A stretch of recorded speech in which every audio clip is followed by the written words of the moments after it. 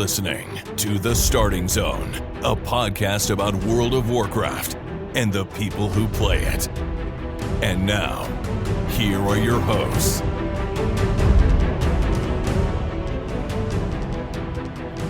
Well, hello and welcome to The Starting Zone, the podcast about World of Warcraft and the people who play it. Today is October 30th, 2025, and my name is Spencer Downey. Thank you so much for listening and subscribing to the podcast. I'm joined, as always, by my co-host, Jason Lucas. Jason, how are you doing on this Halloween Eve, Thursday night? Oh, Spencer, hello. In New Jersey, we call it Mischief Night. It is a tradition around here to go out and cause mischief, which I will not be participating in. Not that I ever did when I was a younger man, but I think in my sleepy little neighborhood, I'm not expecting too much mischief. But yes, here we are. You were probably not listening to this on October 30th, but doing a bit of an oddball Thursday evening record for scheduling purposes. So here we are, and I hope you're ready for 2 hours of talk about console versions of WoW, because that's what we really want to dig into this week. I think that's the most relevant thing we could get into on the show. I have been trying to coin a phrase, Jason. I got it. It was retweeted by Towelie. I got it pushed by Josh. I got pushed by a bunch of people. I've been trying to coin that consoles are converting to WoW. We're not putting WoW converting onto a console. They're converting. The PC race is over. PC is now officially the winner. All the consoles have conceded. They've thrown in their controllers into the pile and walked into the light of computer gaming and decided that, hey, the reason why World of Warcraft is playable on consoles in the future is because they're basically just computers. And that's how that's going to work. There you go. Yeah, we're obviously not going to spend too much time on this because it's just absurd. But there was a story in Windows Central this week about how the next generation Xbox is planned to be basically a living room PC, and it'll have like full-fledged Windows on it, and you can exit out of Xbox mode and into Windows mode, and you can run Windows apps, which then certain aggregator websites took that and went, hey, that means you could play World of Warcraft on console. That means World of Warcraft is coming to console. And I don't think that's what it means. I mean, yes, and also Microsoft Teams is coming to console. Yeah, I can't wait till people start presenting their Excel sheets with a little Xbox controller. I mean, it'd be absolutely great. Suddenly you're in an office meeting and it cuts to this guy slouched back on his couch with an Xbox controller, moving his way through sheets, manipulating stuff, changing numbers, using the Xbox controller the whole time, with like one of those gamer headsets on.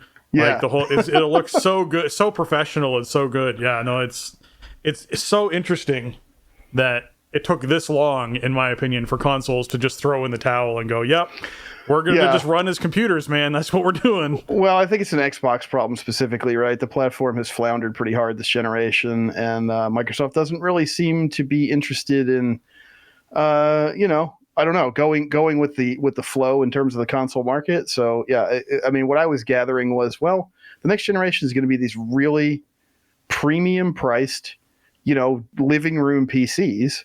And considering how hard of a time they've had moving units this generation, I think if they're going to go in an even higher price point and the selling point is supposed to be like, well, this is also everything you can do with your PC, it just seems like a real niche item. And it's not like the headlines from the aggregator sites suggested something kind of specific that is not like, WoW is getting ported to PlayStation and Nintendo Switch. Like, that is not what is being talked about. This is not nothing coming out of Blizzard or the WoW team. So that's why I just wanted to mention it at the top of the show and kind of make light of it, because it's been such a hot button topic this week. And to me, the whole thing seems ridiculous and blown out of proportion, at least with the information we have right now. So yeah, as a WoW player, I wouldn't read too much into any of this, except obviously, Microsoft wants to leverage every platform and every service and everything they possibly can to try to, squeeze every nickel they can out of every consumer. And so if they can find some way to invigorate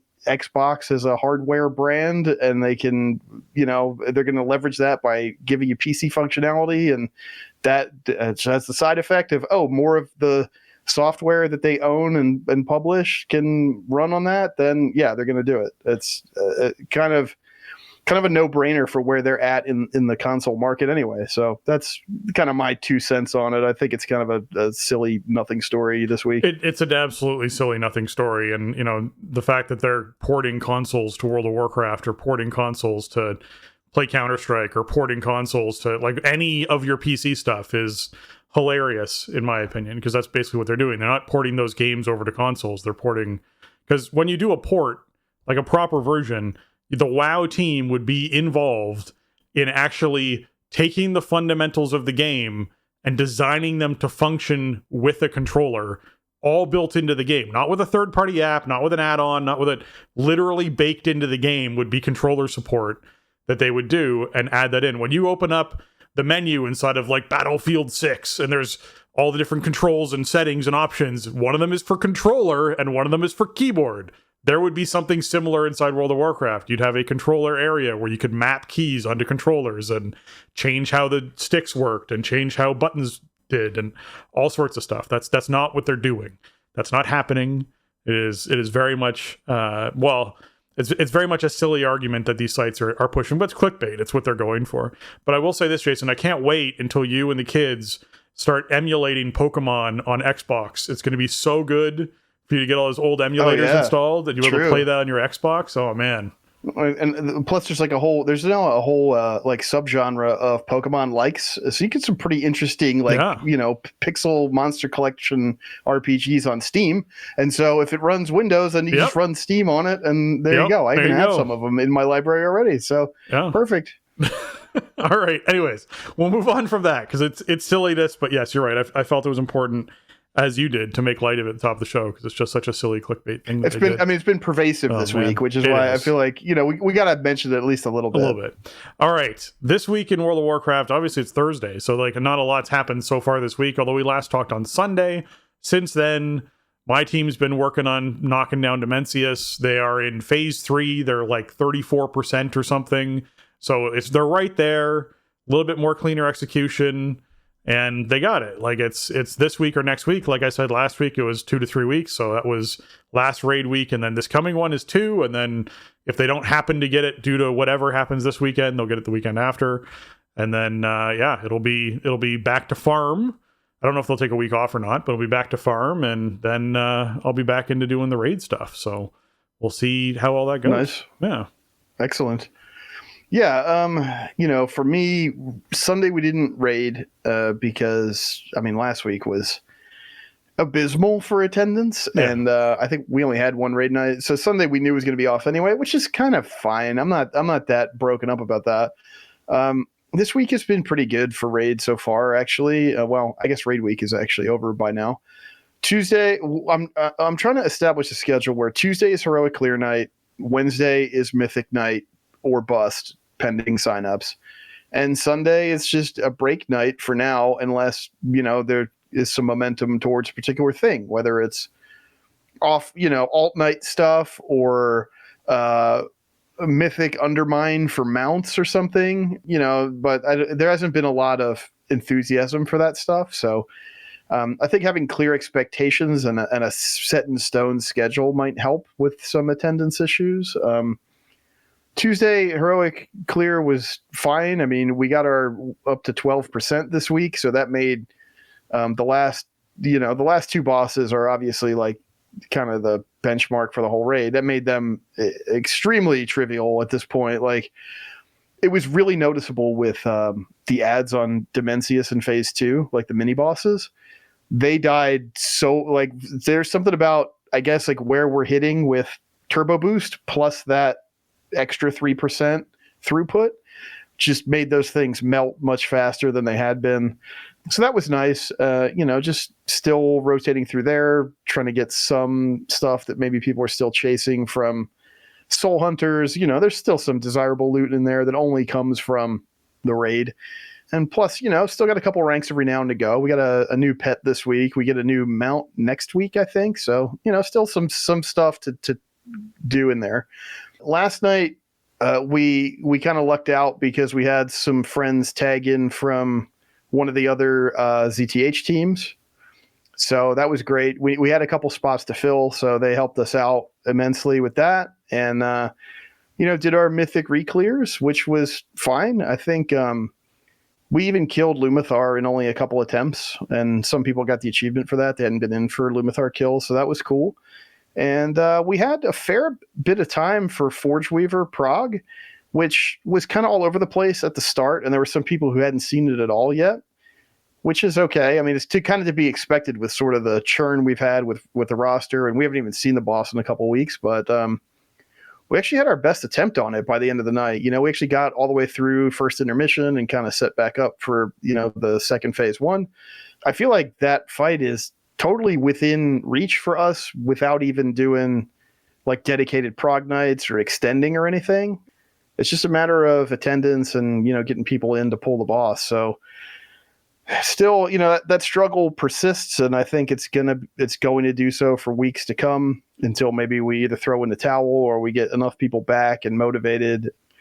I mean, we have a totally killable boss right in front of us. We just need a few more nights on it, and the boss after that should be within reach too. So I'm hoping that, get that positive feedback loop. People feel good about showing up and actually, downing hard bosses and making some progress, and maybe that makes them feel better about showing up the next time. So, I mean, that's been raid. I did some keys this week. So far I only got 6 done, which is a little unusual for me by Wednesday. But again, it's been a weird week with a bunch of people out for various reasons and just playing with some different people. I was really short on dungeon healers this week. So I will probably finish my vault just because I'm not really chasing anything at this point, but it just seems like the thing to do. I'm like done with Gilded Crest, so it's not like I need to do dungeons for that, but helping out a buddy get some stuff done for 13 Brazil, which was nice. We got one of those in the bag last night, so that was cool.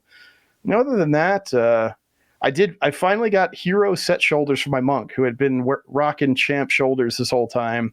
So he's like full hero everywhere. Tuesday, the foot bomb dispenser trinket was up on the vendor, so I was like, okay, let me go do an 11 really quick and get his trinket off the vendor before it rotates out. And then I was like, you know what? I might just be done with alts for right now. Like for this week at least, I think I'm going to take the week off. I don't want to do the key acquisition grind, and I'm just going to probably chill with delves for this week.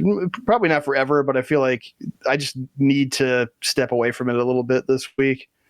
Still been working on the Headless Horseman mount. I only got 2 attempts left now, if I can get one in Saturday early. So that's kind of scary. It's not looking like I'm going to get the new Headless Horseman mount, which stinks because it would look so good with the new Mog set and the shield and weapon. Man. You got 2 attempts left. Don't give up hope. I'm not giving up hope. I'm still going to go do it, but it's getting scary now. Mm-hmm. And the only other thing of note, I mean, Remix obviously is a thing that's out there. I haven't played it at all this week.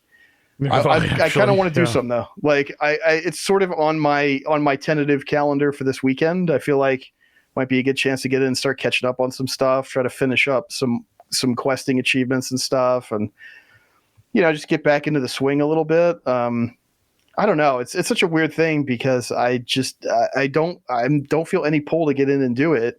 And if anything, it's like I start thinking about the stuff I need to do or like should be doing in the mode, and it makes me not want to do anything, even though I want to collect all the stuff in it. It's just, I don't know. I'm in a moment right now where it's like, I don't actually want to play this mode and play this content. Like I just don't want to.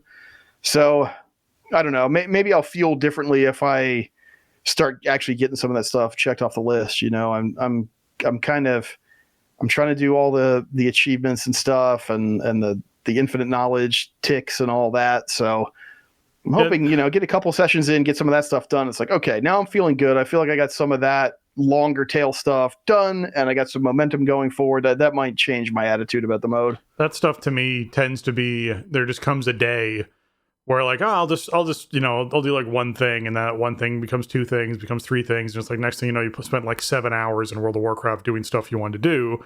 That tends to be what happens with those game modes for me. Like the remixes is you're like, oh, well, I'll just check this one thing out. And you're like, well, it's like 10 a.m. now. And next thing you know, it's 2 o'clock. And you're like, I better get some food. And then like you come back upstairs, you left the game open. So you might as well sit down and play through what you're doing. And it's that kind of like, I don't know, it's just that tends to just all blow up in a day for me as far as my participation with that stuff goes. I did, out of my vault, I want to mention, get my final missing mythic piece, really, that I didn't have. Nice. So my gloves finally happened out of there, so I was able to grab those and catalyze those and throw a bunch of gilded crests into them. So that was really nice that happened this week, because it was something that I was like, I might just have to wait for them to drop from raid or whatever, because chances at a vault is pretty low, but it happened to roll this week where, it gave me, I had a chance at a belt or gloves, and I already have a mythic belt, so that was set. So yes, I awesome. Now I'm hitting that eye level point of 727 and still climbing a little bit higher, and there's little tweaks I'm doing here and there with different gear pieces, and that's nice. It's nice to sort of be hitting that point now, so happy overall with that. It's a feeling of like accomplishment, I guess. It's not really completion, because like it's sort of, the treadmill just resets, so it's not like you're done, but it's nice to have this stuff checked off the list, especially like set pieces and stuff like that. And I'm up to about, I think I'm 727 equipped now too, and like, man, the power gain is pretty significant once you're like fully taking advantage of turbo boost. I mean, we were doing a 13 the other night, and I thought it was a 12, and I didn't really notice a difference until I happened to notice it in the corner of the UI when we were almost done. And before, like, that was a decent, like, it wasn't a super hard ramp from 12 to 13, but you would definitely feel the difference, right? Right. And I think it's definitely narrowed that gap quite a bit with this much power. Yeah. All right, let's hop into what's going on this week in World of Warcraft, because we got some posts we want to get to.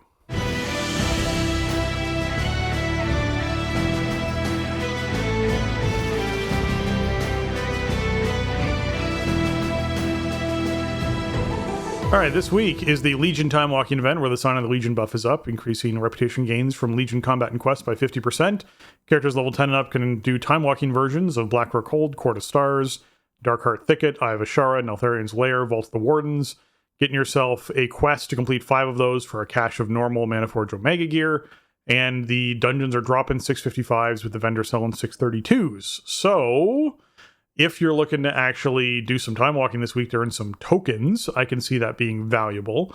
But if you're wanting to experience Legion content, I would just go and do Remix, because that I feel like is going to be more beneficial to you overall, unless you're specifically wanting to target the tokens that come out of this in that situation. Yo, dog, I heard you like Legion, so we put Legion in your Legion so you can time walk while you time run. That's right. Yeah, this is we're in a weird spot right now with time walking, because it's not the early part of the season anymore, and it's also not turbulent timeways. So it's like, this is kind of the worst value proposition in this middle period of the season where we see a time walking. There's also no raid attached to Legion, so that kind of like easy hero gear stuff you can get for questing and whatever, that's not on offer this round. So yeah, I don't know. I mean, there's some really nice gear in Manaforge Omega, like we always say when the time walking week comes up, and so you could get some of that, and so that might be a reason to check this out. But yeah, it's kind of hard to get excited about. I feel like this week, it's like, if you want to level a tune, just play Remix, right? If you want to do Legion stuff, like Remix is sitting there for you. If you want to gear a tune, there's just better avenues at this point, except for if you want to do 5 dungeons and roll the dice and hope you get a sick trinket or something. Could be, but again, the value proposition is not great this week. Yeah, overall, it's not wonderful. All right, Pet Battle bonus event is also this week. So speaking of value propositions, your Pet Battle experience gained from Pet Battling is increased by 100%. And there's a quest to win 5 PvP pet battles with level 25 pets to get a Ultimate Pet Battle Training Stone, which instantly levels any pet to level 25. All right, outside of that, we got the Delves Weekly from Bran, because we're currently in the discs, the Titan disc fragments is the week that we currently have. And so that's going to roll into Delves Weekly from Bran. So if you're getting close to it, I actually looked at this. Because I've only been doing one character in Delves, really. I hadn't completed the journey yet. and I checked my character. My character is 62 experience away from completing the journey. I think you can do it. I think I you can got do it, this. man. I believe in you. I believe it's possible. 62. I just thought it was hilarious. Logged in Tuesday. That's I was so like, funny. did I ever finish the journey? I can't remember if I did. And I open up, it looks like it's complete because the bar is all the way across, but there's not a check mark on the last thing. And I'm like, oh, well. I can't remember. And I mouse over and it goes, needed to level 62. Oh, it's like I have 19,448 or whatever it is of. I was like, this is silly. Like, this is silly. So yeah, you just crapped out on the I just one delve journey roll. Yeah, I just didn't kill one thing or whatever it was that I needed to inside of a delve to wrap it up. Anyways, I thought that was funny, but wanted to mention it. All right, PvP Brawl is Warsong Scramble. This is Warsong Gulch with modified rules. This means that basically you have multiple flags in each base. The whole goal is to capture 10 flags as fast as possible, and you can capture flags when that flag isn't at the base. So normally you have to actually have the base inside of your, have your flag inside of your base in order for you to cap the enemy flag. That rule doesn't exist. You can just cap by just running back to your base to where the flag should be. And so it's about just a speed run of who can cap 10 times fastest first. They've also added power-ups to the fields. When you're running around, there's more berserks and movement speed boosts and healing and that kind of stuff. Those sorts of power-ups are spread out all over the field. So it's just Warsong Gulch with like turned up to 11 of craziness and wackiness and stuff happening. I don't like it as much because it feels much more like a solo thing. There's less team involved in this. It's like, do you have like multiple fast flag runners? Congratulations. They're just going to like chain run flags over and over and over again. And no one's really trying to like defend the flag carrier or not. It's a bit weird. It's just a strange experience, but it's a brawl. So it's supposed to be weird and strange. It's an experiment. Yeah, games are fast. That's the one thing that always struck me about this one was like, you're not going to get stuck in one of those drawn out Warsong scrambles of old. It's not that, because you can cap the flag at any time. It gets capped. It gets capped a lot. So they are quick games, I guess, if that appeals to you, if you need to just get in and get something done in the brawl queue, assuming you actually land in Warsong Scramble and not somewhere else. But yeah, we always we cover the brawl and it's always kind of one of two categories. This is like the slight twist on something familiar. So I think it's just not one of the more interesting ones, but yeah, at least you don't get stuck in them. Yeah, exactly. Okay. So we have a world boss that's up named Reshinor. You can go and kill this world boss. This will get you a piece of Warbound loot once a week, and that Warbound loot is 688, and you may want to get it for an alt. But the reason why I'm mentioning this specifically is because there's another piece of Warbound loot that we don't think we've mentioned to you yet. If you happen to go to where the Mythic Plus vendor person is inside of the major city, you can open a chest near that vendor with Valor Stones to get a piece of Warbound loot. Yeah, I think it's like 250 Valor Stones per. So this is sort of like we haven't mentioned it this season at all, and it's been a while since we talked about this. This was the thing they started putting in like Shadowlands, I think, was the first time we saw this particular implementation, because that's where we kind of got the beginnings of the item upgrade system and everything like that. Like it wasn't exactly the same as we have now, but it was sort of that was the genesis of the item upgrade tracks we have in War Within. And so, yeah, the season 3 version of this is there. The NPC it's not the Keystone D ranker panda by the portal to the Timeways. There's an earthen on the other side of that building in the Mythic Plus headquarters that will sell you these. And they are warbound, and they will create a random piece of gear for your currently active spec or loot spec. And the reason why this kind of came up as a discussion topic is because there was a hotfix note this week that this gear is now eligible for the Catalyst. I guess when it first came in, it was not, or maybe it was bugged or something. But yeah, so, we also have Warbound Valor Stones or Warband transferable Valor Stones for the rest of the season. I think it's veteran track gear, but kind of a cool option, just if you want to start up a tune and you got some Valor Stones lying around across your account. You might end up with a bunch more if you're still putting time in and you're getting to that point where my crests are done. My item upgrades are done. I'm still doing stuff and getting Valor Stones. This is a kind of a nice sync for that.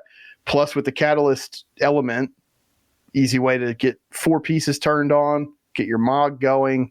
So that's pretty cool. I remembered that they put these in the game every season, but I didn't really think about it until I saw the hotfix note that they made it catalyzable. And then I went, oh, that would be a really good thing to mention because people might have overlooked this or forgot they put it in. So just something to keep in mind if you have a tune you want to gear up. Hey, if you got a time runner that you transferred over, right? I think you get put in some pretty janky, like character boost style gear. So at least this way you can get started with some stuff to start playing that tune in season 3 if you want to. And of course, what's the number one forever true end game is Mog. And so you can, hey, a fresh tune's going to have 8 catalyst charges out of the box, right? So that could be pretty much an entire Mog set right there, because you get if you raid, you get the cloaks from the Lumathar drop thing. So there you go. That's kind of a cool option. I don't know if it was like they didn't work in the Catalyst just because it was bugged, or if it wasn't intended and then people went, hey, Blizzard, this stinks, we want to catalyze this, and they went, okay, sure, we'll let you. Either way, you can do it now, so that's awesome. Yeah, no, I mean, being able to catalyze it is a huge boon to being able to try and get a little bit more gear on your character, and anything Warbound to me is juicy, just because if you have any characters you haven't played in a while, it's really rewarding to just log into that character, dump a bunch of gear on it from the Warbound stuff in your stash, and then be like, all right, I feel powerful and ready to go on this character for whatever I'm about to go do inside the world. So, I don't know, I really like it. So that overall works well for me. Okay, Mythic Plus affixes for the week. We're currently in Devour, and so we're going to be going into Pulsar based off the rotation. And so Pulsar is where you get the orbs that circles around each player, and you have to run into each other's orbs to be able to soak those orbs. This gives you a mastery and leech buff, and if you don't soak them, then the enemies do more damage and take reduced damage. So you want to be soaking all these orbs. They're very easy to do. Often it just requires minimal positioning for players so that the orb rotates into them. But yeah, certainly to me, one of my favorite affixes that they have put in the game, because it doesn't involve the healer having to do something specific, or the tank, or interrupting something, or a bunch of bars popping up on your screen, or whatever it is. As long as your group can be within reasonable range of each other, you can get all of these pretty easily. So I like Pulsar weeks. It's a good week. Yeah, I think this is the newest affix in the pool, right? Like this replaced Season 1 Oblivion, and which was not our favorite. That was maybe our least favorite in Season 1. So this had the benefit of like them having some time to see how the pool was shaking out and what didn't work about Oblivion, and then make a better version of it. So yeah, now I want to point out, I'm pretty sure this is where the rotation got screwed up last time and got turned inside out or whatever.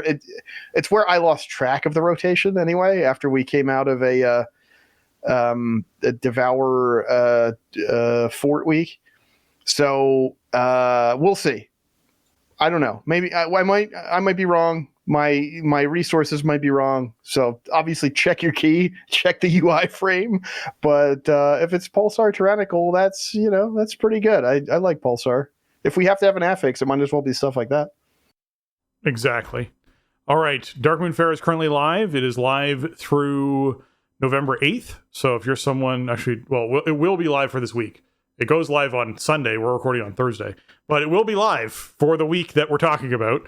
But yes, you'll probably get this episode before Sunday. Yes. The Darkmoon Faire will be in town. Yes. It will, yes. And you'll be able to go to it and get yourself your reputation buff, and get yourself your knowledge points, and get yourself the skill ups for old professions, because you'll want those for crafting stuff for your housing, and get yourself all the achievements that go along with doing Dance Dance and Minesweeper and that kind of thing, the racing, and get all your Darkmoon dirigible Darkmoon token tickets that you want to get. And if you want to fish up some of those crazy salmon, you can get those too.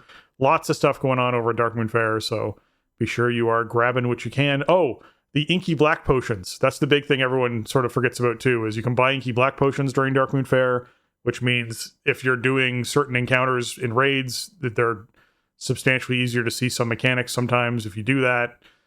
Same thing with dungeons. Some dungeons are just better with Inky Black Potions, so pick them up, experiment with them. Maybe it's the thing you needed to tone down all of the other graphics so you can actually pay attention to the stuff you need to. I never use these, but they are pretty cool.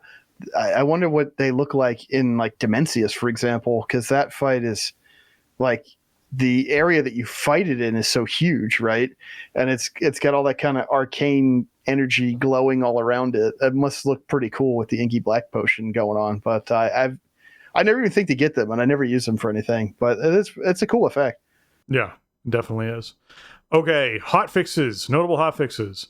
Items from this is the hotfix you're talking about. Items from the ethereal equipment chest should now be eligible for conversion at the catalyst. So be sure you're going there, spending your valor. If you have just an abundance of valor stones, you can be getting a piece of Warbound loot every week. So be sure you're taking advantage of that from the chest. Legion Remix has got a bunch of stuff in there. They fixed an issue causing Lindormi's keystones to be limited to a maximum of plus 49 difficulty. I mean, come on now. People are doing way higher keystones than that now. So they fixed that so you can actually do that and do, your 69 keystones and whatnot. You want to go and run. The fix in order where the Druid Order Hall campaign in the quest log would sometimes not tell players where to go next, which is also kind of a problem. And they added portals to the Druid Order Hall to take you to Duskwood for the Scythe of Elune acquisition quests, and to Grizzly Hills for the Claws of Ursoc quests. They're really trying to limit where people can go inside Azeroth when they've got this massively enhanced power acquisition that they have from this. Because this is the weird thing with time running is you have people out there who have hundreds of percentage, thousands of percentage of versatility and are just doing ridiculous damage with massive health pools, and it's absolutely insane. One of those people managed to find their way into the raid, not my raid, but into the raid instance, and cleared the raid pretty handedly on Mythic because, they had thousands and thousands of versatility. So that was something that came out this week that Blizzard had to shut down and deal with. Yeah. There was like some kind of exploit where if you had like 2 accounts and you could create remix characters and then party them and then log one of them off and convert it, and then you could log back in and you would have like a time runner in a party with a non-time runner. Yeah, that's not how that's supposed to work. I actually disabled conversion there for a while. So yeah, that's some weird stuff. I think it's kind of funny to me how like the Druid Order Hall fix is specifically coming in relatively late in this process. I mean, it's been almost a month as we're talking now that Remix has been up, and it's like the questing and the Order Halls are a thing that the game sort of presents to you and like draws you to, and the Order Halls are kind of that a unique and iconic feature of Legion, and it's like I'm just surprised they didn't get out in front of this and go, yeah, you know what, like there's parts of these Order Hall campaigns where you have to go to these old areas, and like we're trying to keep people on rails here for where they can get to and trying to keep them in Broken Isles as much as possible. Right. It's just a little weird that it didn't launch with these portals in there in the Order Hall or whatever to just facilitate getting the quest done. Yeah, it is very strange, but yes. All right. Another announcement here. The Midnight Beta officially has a release date. Officially has a date that we're going to be seeing Midnight Beta enter phase 1, and that is going to be November 11th. We will see beta launch, and it's going to have the playthrough for the first 4 zones. It's going to have becoming a Void Demon Hunter, so actually being able to make a Void Demon Hunter. You'll be able to make your Haranir if that's something you're wanting to do, and play around with that. Obviously, they're going to have housing available for players to play around with in that. There's a lot of little chunks and content for you to check out. Week 1 is going to be leveling, which is 81 to 90. And so you'll have the expansion introduction, all the zones to level in, the allied race, the new Demon Hunter stuff. You have all that week 1. Week 2, there's going to be limited raid testing that kicks off. And so they're going to have basically Void Spire excluding the end boss, Dream Rift, as well as March on Quel'Danas excluding the end boss. So they're not letting us see what the end bosses are. There's going to, which FYI, this is going to be an interesting, controversial week because this will be raid testing with the new no combat add-ons on the new balancing on bosses. So we'll have to see just what people think about this and how this goes, because I imagine this will be a major feedback week. That'll be weeks 2 and 3. And then they updated the transmog system. I don't know what that means, but we'll have to see what that does. That might be like us having better outfits and better layouts, and I don't know. We'll have to I assume that's the what do they call it? The contextual transmog or situational transmog or whatever. Right. Like all the new transmog rules, they're not going to be in the first week. I don't think they're in alpha right now, and they're not going to be in the first week of beta, but they'll roll them out.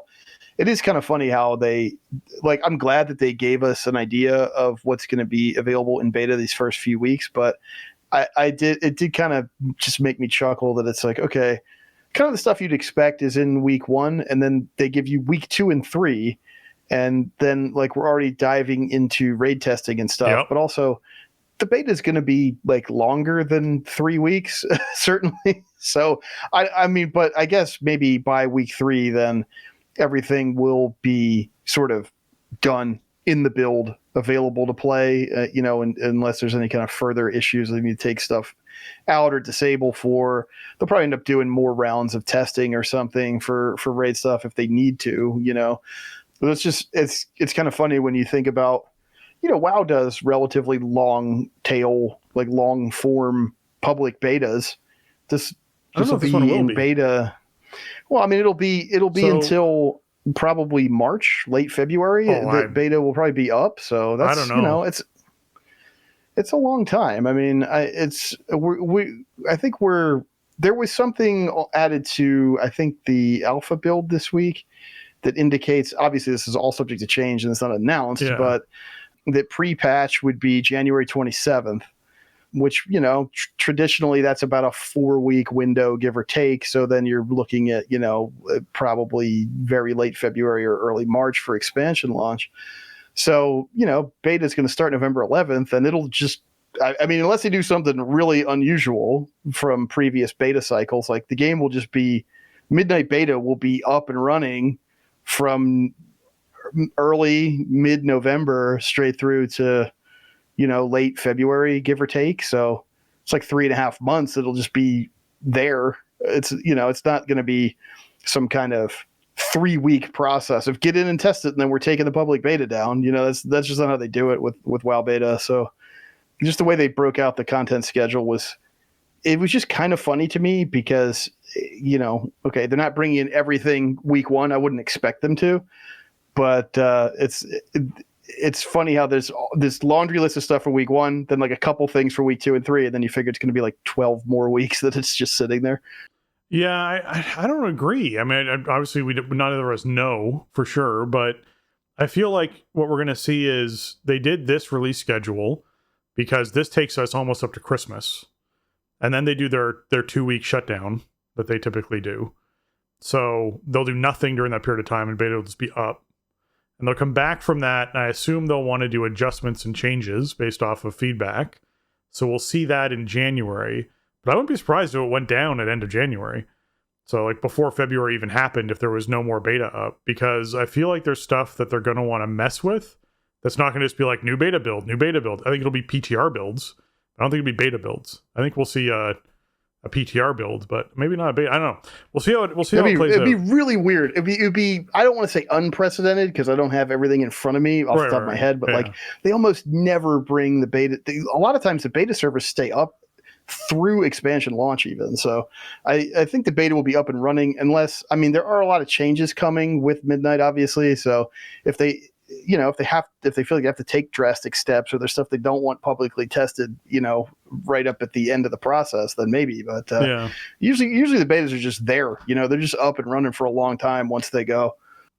Yeah, the one thing I'll mention in here that they hadn't gotten to yet in this is that in housing for the beta, they will have the Night Elf and Blood Elf exterior decor added in. So that's going to be really fun to play with to see what sort of put a moonwell in your yard or whatever. That'd be pretty wicked.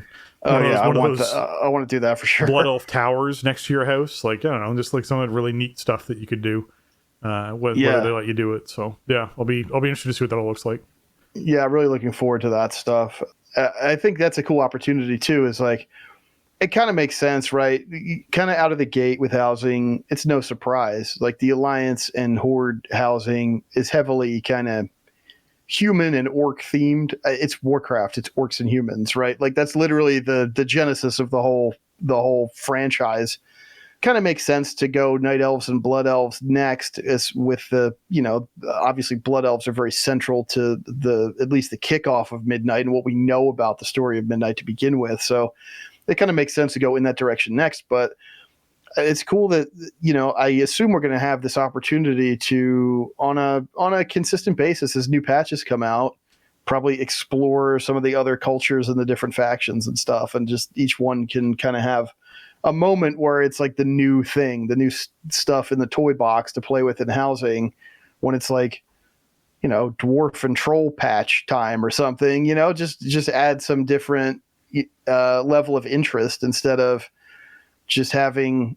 like everything coming out at once would be cool because you'd have, the most flexibility right away. But obviously that's a lot of assets to get built and up and working into the game. So I think starting somewhere and adding stuff on is fine, but it also kind of gives you this moment of like, okay, this is the time frame, this is the patch or whatever that this stuff is coming in. So maybe you want to give it more of a look, right? It's like it kind of freshens up the experience of playing with housing and everything, gives you something maybe different to try out as stuff comes in. Yeah. I assume that's what they're going to, I don't think they're going to stop at Night Elf and Blood Elf is I guess what I'm saying. No, I think we'll see all sorts of fun stuff you'll be able to add in down the line.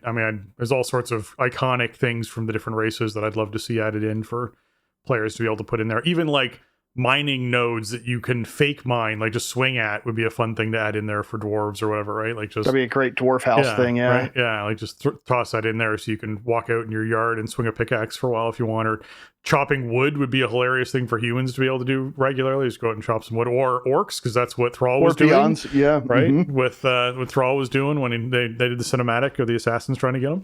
So he was just out there chopping wood, doing what peons do. And then, not that he was a peon. And then they also did a bunch of housing stuff on Alpha that I wanted to mention here. If those of us who are experiencing Alpha and playing around with it, they increased the budgets of the amount of decor items that you can place at different levels inside of your house. You can put down way more stuff and do way more decorating and really dive into it now with what they sort of cranked up. They also added a tutorial around housing that, a fast way to level up your house as well. They made it so that when you purchase common decor items off a vendor, you now instantly learn them as opposed to having to click on them to learn them. That's another really big thing. So that got added in there as well. The newly purchased plots default permissions are now set to public for the exterior, but private for the interior, so that they previously weren't. So that was a big problem. People wandering around other people's property. The invalid decor or exterior placement in basic mode will now trigger a tooltip at your cursor rather than just showing a red outline around where you can place it. So it actually gives you some feedback as to what's going on, which is also good as well. There's a new list of all your place decor in advanced mode, which you can use to select or remove decor. If you've lost, if you placed a chair and for whatever reason it got buried underneath of other things, you can't find the chair, you can go into your advanced mode and have a list of decor and actually select the chair from the list and then remove it. I know that there was some bugs in Alpha early on where someone would put something down and it would just fly off into oblivion because it just, for whatever reason, it's now living in, Suramar or something, and you're like, well, I can't get my chair back. I don't know where that went. Well, then you can pull the advanced up and at least delete that chair so it's not existing somewhere out in the ether, and you're able to actually take care of that. Decor can now be attached to the exterior of your home, and it will move with your home if you move your home around, so that's good. And learning decor from an item now takes 0.5 seconds as opposed to 1 second, so that's also substantially faster as well. So look at all this pre-release quality of life coming in already. Yeah. So that's cool. Yeah, I love the that they increased the decor budget, because at the low levels, man, they tripled it. They more than tripled it at the initial housing levels, which is really cool because I think it gives players. Everybody's gonna be new to the system. Yeah. Starting in December for early access, and then starting with midnight release, everybody's new to it, and so having some more flexibility early on to try stuff out, experiment with stuff, I think it's a good way to introduce players to the system and let them really have fun with it. I assume that they wanted to keep budgets low for tech reasons and to make sure that stuff was working the way that they were expecting it to, would be my guess. So I guess as they get more data of people testing it and doing stuff, that maybe they feel like they can up those budgets. So that's awesome to see. Also, like the room placement got like it doubled at low levels, which is like literally how many rooms you can assemble as your house. So obviously more rooms means bigger house, more options for layouts and stuff like that. So really cool there. I want to say I love the thing with you can get the list of the stuff that you've placed in your house, the place decor list. Because keep in mind, if you're in advanced mode, you can clip stuff through other stuff. That's like by design. So you can kind of play with geometry and play with where stuff is attached and kind of lay your house out to your heart's content. That also means you could like clip something into a place where you can't see it anymore. And then eventually you forget it's there and you can't really interact with it. And it's eating up your budget, or it's maybe causing you some other kind of distress, but you can't figure out why. Having a way to just quickly snap to like where all of your stuff is placed sounds really good. I think it's kind of might end up being necessary. You know, you could kind of quickly make a mess out of stuff if you want to. It'll let you do it.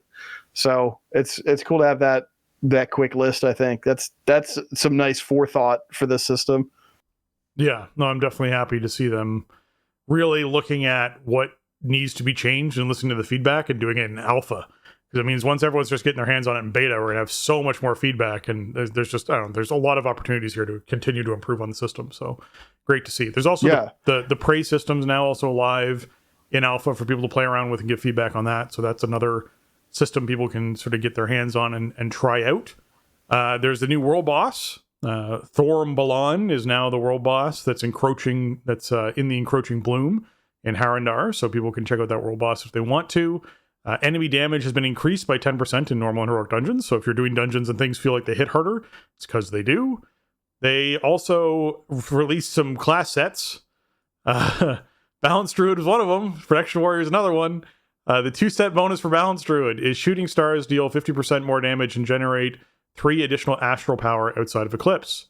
And the 4-piece is Starfall and Star Surge damage increased by 5%, and casting them has a 40% chance to strike an affected target with an exploding shooting star that also deals astral damage to nearby enemies. So the 4-piece obviously procs additional astral power as well, because shooting stars deal 50% more damage and generate 3 astral power. So the exploding one would then do 50% more damage and give you astral power. This seems pretty good. It seems better than what we currently have. It's still entirely RNG based on the 4-set, which 40% sounds like a really good number. I feel like 40% is what they told us the current set proc rate is, and it feels terrible. So I don't know. I have to like wait and see on this one about how this is going to feel, because the current one feels terrible.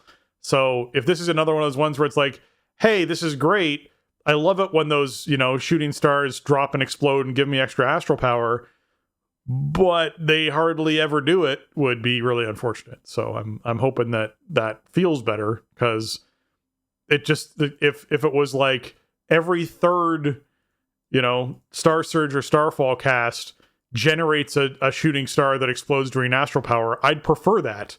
If it was if it just was a static every 3, as opposed to a 40% chance, because a 40% chance, they're going, look, there's a chance it happens 3 times in a row, and that's crazy, and it feels really good. It's like, yes, but there's also a chance it doesn't, and the chance it doesn't is actually higher than the chance it does. So why would I want much higher, in fact? Why would I want that? There's like an equal chance that it doesn't happen 3 times in a row. So yeah. So yeah, I mean, we'll see. The Prot Warrior one, the 2-set is Shield Slam damage increased by 10%. Okay. You're shield slamming like every other GCD. Well, we don't know how it's going to be at midnight, but traditionally you throw a lot of shield slams. Okay. 10% more. Shield charge damage increased by 100%. Cool. Shield charge is a great ability that we got in, I think Dragonflight is when it came in, and it quickly became a staple. It's a fun ability to use. It does a lot of damage, and so doubling its damage is pretty good. It's on kind of a long cooldown, so it's not like you're going to be spamming it, but okay. And then the 4 set is Revenge and Thunderclap damage increased by 10%. Okay. Those are the other 2 damage buttons I push other than Shield Slam on a rotational basis. And Shield Charge grants Revenge exclamation point, which is your free revenge, the proccing revenge that doesn't cast rage, or cost rage, I should say. So, man, these are some Season 1 set bonuses for sure. These are very simple, very straightforward. There's really nothing to them. They're just flat bonuses, really. Like, the free revenge after a shield charge is kind of cool, but it's not really anything to even think about or manage. If you're statted like halfway decent, if it's possible to get statted decently in Season 1, then you're going to get a lot of revenge exclamation points anyway. So it's cool, but I mean, you can really see we got that post, right? Or I guess it was a note when they first started putting class sets in about how they were going to, okay, class sets are coming in. They're intentionally quite simple for Season 1. We want to give players a chance to get used to, the class and spec and hero talent changes. Yeah, they're really leaning into it. I mean, the funny thing is, it's like these bonuses for Prot Warrior are barely related. It's just like, hey, here's all the buttons you push. We'll just make them a little bit better this season. I'm not upset about it, I guess, but when you compare it to, current Prot 4 set with ionizing strikes for Mountain Thane and all the extra thunder blasts that you get and just the cool visuals, it's a little flat, but it's not like you're not going to want these. I mean, obviously it's going to be default. You're going to want your 4-piece no matter what it is in Season 1, but I'm okay with this. Like, I feel like this is kind of, this is sort of the I don't know, the ebb and flow, would you say, that we've seen with set bonuses over the years, where Season 1 comes in, it's very vanilla, it's very simple, it doesn't really change up your gameplay very much, and then they kind of experiment more, in the later seasons and maybe add something that changes up your gameplay or creates these windows where you want to do something different, gives you some kind of bigger power boost maybe. So I suspect they'll do that as Midnight goes on, but yeah, they're keeping it real simple for Season 1. Yeah. All right, professions. Sparks are now available for testing for people who want to craft profession gear. They can now do that with the Sparks. And in the user interface, several default values for nameplates have been changed, including default size, default size style, as well as the legacy style. So these 2 changes, you can now actually change the style of your nameplates a little bit and play around with them. So you can sort of see where they're going direction-wise with the look of that. Okay, November's trading post. We didn't actually get to do an October's trading post. We've mentioned it briefly. We're going to do a November's trading post because it's a thing. And man, oh man, this is a trading post you do not want to miss out on, I have to say. There's multiple turkeys. I'm just putting it out there. There are basically Heartstrider skeleton mounts that are turkeys. So it's just like a big plump turkey with some armor on it that you can ride around on. They have your standard white and brown. They have your standard black and gray. They look wonderful. I am hoping, I have not heard these mounts, but I really hope the mount special gives you quite the turkey call that happens in these. I'm really hoping that when you do a mount special, you get like a really good turkey call out of it. It is the Highland Gobbler is one of the ones that you can get. Obviously, there'll be one that you can purchase and one that you earn from the monthly reward for doing it.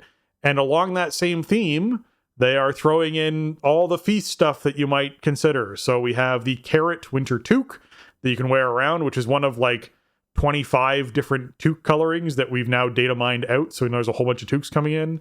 There's the Big Golden Spoon, which is just a giant spoon transmog for your weapon. So if you want to run around like the Tick, you can do that, yelling spoon, if that's something you want to do. Absolutely. And a big shout out to all of our older fans who know what I'm referencing there. There's an ensemble for the Villagers Country Collection. This is an ensemble you can wear that, is pretty fitting with that. There's a bunch of carrots, which is a weapon transmog, as well as an offhand, which is a bunch of green chilies. So if you've ever wanted to just beat people with a bunch of green chilies, that is absolutely an option. And then this is your moment. I'm sure somebody out there has been waiting for that. Waiting for the chilies, man. Yep. If only someday they're going to do it. Here it is. It's almost here. And there'll be a frost mage, and that'll be their offhand, and it'll be all about making people chilly, and they're going to be all about it and all the puns. I know it. It's out there. Someone out there's got the name all prepped and everything. They're ready. There's a chef's apron. If you ever want to run around with an apron transmog, there's an apron you can transmog in there. And then there's a whole bunch of other, different items all along that same line, including a wearable copper pot lid, which I'm assuming is a hat. Oh, it's a back piece. Yeah, it's like attaches to. It's one of the back attachment type things. Yeah, very cool. A ready warm portable bakery, like an easy bake oven that you can wear on your back. They have that in there too. The Cutlery Fanatic backpack, which is like if your family crest was a crossed fork and knife, you're wearing it on your back. That's basically what this is. It's very cool. There's all sorts of really wicked stuff in this. So be sure that you're checking it out. I hope you've been saving tender. I know I've been saving tender because the stuff for October was cool, but I wasn't like, there's like only a couple things I really wanted. There's like 7 or 8 things that I probably want. So I definitely have to get the turkey mount because like a boomkin riding a turkey mount is just hilarious. Yeah, I'm not sure how that works. It's a little, I don't know. There's a weird arrangement going on there, but yeah, it's definitely quite a visual. Yeah, they're really leaning into the whole, Thanksgiving harvest time kind of theme. Man, if you play Pandaren, I feel like the stuff really fits the Pandaren vibe. Also, last November we had that really awesome 20th anniversary trading post. Yep. If you missed out on that, there are a couple really cool things returning, which the Gladiator's Battered Armor Ensemble, which is like Varian's kind of gear, like not King Varian, but when he was a gladiator, when he was Logosh, it looks like that really cool set. And then the Dark Ranger General's kit, which is like Sylvanas style ensemble. Those are a couple really cool ones. If you missed out on them last November, keep an eye out for them this time around. Those are some of the better returning trading post items that they could possibly have return, I think. I had to snap up that Gladiator variant stuff right away last year. So yeah, it's coming back. Yeah, it's certainly going to be something that if you missed out on, you're going to want to be picking up. That's for sure. Okay, let's talk healers because there's been a couple of healing posts that we've been waiting to have enough time to chat about, and we actually have enough time this episode. So, updates to healer specializations in Midnight. This is where we're starting off. This is the one that includes interrupts and some of the stuff we teased about last week. So we'll dig into this first. As we continue to iterate through the many changes to how the game will play in the Midnight expansion, we've seen a great deal of feedback on improving gameplay for healers.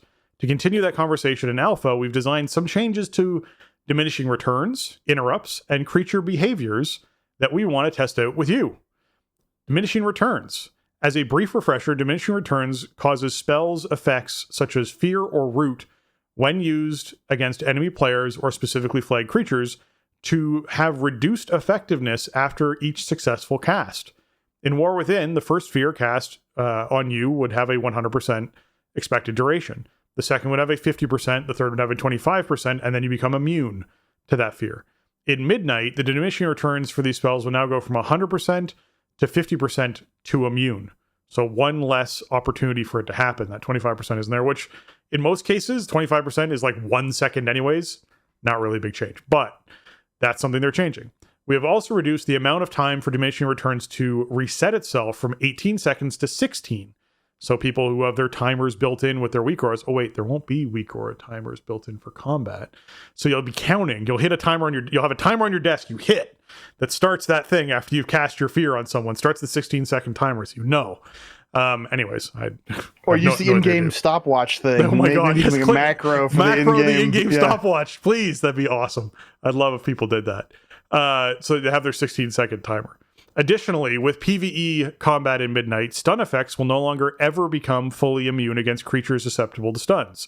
Rather than the duration changing from 100% to 50% to fully immune, stuns will have a lower and lower duration until they reach a fraction of a second. In PvE, combat stuns should always cause a tiny stun on the enemy, potentially interrupting a cast or its movement. And that's, that I get. I think that's actually a really positive change because it is kind of irritating when you want to stun something and you throw your stun and it says immune and then the cast goes off and wipes the group. So I appreciate that they are doing that because that's just a nice thing. Yeah, I think this is actually a great change. Now, this post is obviously, it's been pretty controversial, and we kind of alluded to it last week as such, even though we didn't really have time to super dig into it. But this change is awesome. I feel like, the immunity on certain crowd controls and stuff kicking in earlier, that's a little bit worse, but I feel like it's probably okay because the stun change is so much better. A lot of times you're really just using a stun as an interrupt anyway, right? Or at least I am. I usually spec into very many stuns. So, I'm playing Prot Warrior. I'm spec'd into Shockwave, generally with the cooldown reduction when you hit multiple targets.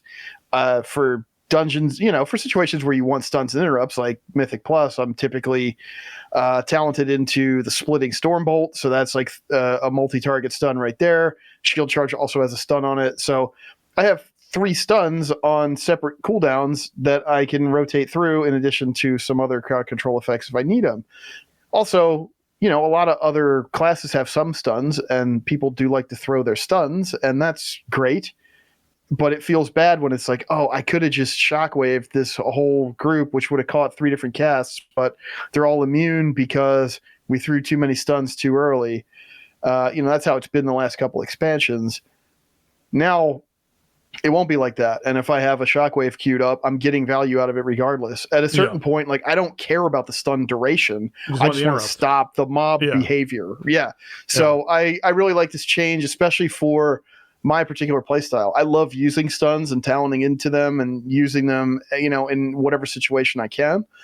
I mean, this also is in a world where, we're going to have that longer interrupt duration, right? You get like 2 extra seconds on the lockout when you hit an interrupt. So these are all tools that I love to use to control mobs and kind of set up combat for my team when I'm in a dungeon or something. So at least in those terms, I think this stuff is super positive. I'm looking forward to just stunning everything. Unless the caveat here, where the bottom could fall out on this is they say something about, against creatures susceptible to stuns. Well, they can just decide that stuff's not going to be susceptible to stuns, then none of this applies. So hopefully they don't make a whole bunch of stuff just stun immune because of this, right? Like, which they could do. Hopefully they don't. Like, have a mini boss or something, like, you're not going to be able to stun that, but just regular packs of mobs you should be able to stun with abandon. That would feel really fun to me. I think Mythic Plus will be a lot more enjoyable with this change. I agree. Okay, speaking of changes, interrupts, which we talked about last week. At the beginning of Midnight Alpha, we made a change to all interrupt abilities players have, increasing the duration of their interrupt by 2 seconds on each. This change should make interrupts effects more effective when trying to shut down an enemy caster or have them move closer to engage in melee. In other words, previously when you got kicked in a frost spell, it would last, I think it was 4 seconds. Now it lasts 6. So you literally won't be able to cast frost for that additional 2 seconds is what they're getting at with this. And that extra additional time, that 2 seconds additional, allows A, for more safety window, and B, more time for that thing to move towards you and actually get positioned where you want to get positioned before it starts casting spells again. So that's the initial part of this. Healing can be a stressful role, which is something they just sort of like go into out of the blue. I just want to put that out there. But healing can be a stressful role when you manage several things at once. Your own healing abilities, your team's health, and the enemy's actions. We feel that asking the healer to monitor the cast bars of things they don't have targeted while properly using their interrupts was asking too much. In Midnight Alpha this week, we've removed access to interrupts for all healer specializations except Resto Shaman. These talents will be replaced with other talent nodes for healer specializations in a future Midnight Alpha build.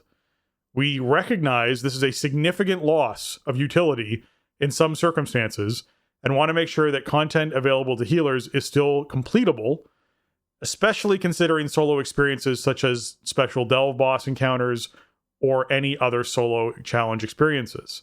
Restoration Shamans will keep access to Wind Shear. However, for Restoration specifically, the cooldown of Wind Shear will be increased to 30 seconds. We like healers having different capabilities. we feel that Wind Shear is an important part of Restoration Shaman's toolkit. So I agree that it makes sense for Restoration Shamans to keep Wind Shear. I do. The 30-second cooldown, sure, it means they actually have to be careful where they're throwing it. It's the emergency interrupt. It's the interrupt you assign to the big ghast that's going to go off once every minute so that you know it's off cooldown, and they can do that interrupt every time, whatever that is. That's the special thing that Restoration Shamans get. When it comes to removing the interrupt from Resto Druid, from, Paladin, from like all these other from monks, all these other classes that could have access to these things, I personally am willing to give it a shot. That's where I'm starting off with this. I'm not going to say it's the right decision. I'm not going to say it's the wrong decision. I'm not going to say it's dumb or brilliant or anything. It's just I'm willing to give it a shot to see how it feels in the content. I will say that when I think about how I place interrupts in a hierarchy, the tank is the one who should be interrupting the most. The DPS are the ones who should be interrupting next after the tank, and the healer should be the last person you're expecting for interrupts to come from. That's how I play the game, and that's what my expectation is when I play the game. And I say that because when you ask a healer to focus on something else and press a button when something else happens, it means they're not focusing on something and pressing a different button. And the healer's job is to keep everyone alive. And if someone dies or dips low and then stands in something and dies, that is something where that is massively impactful on the group.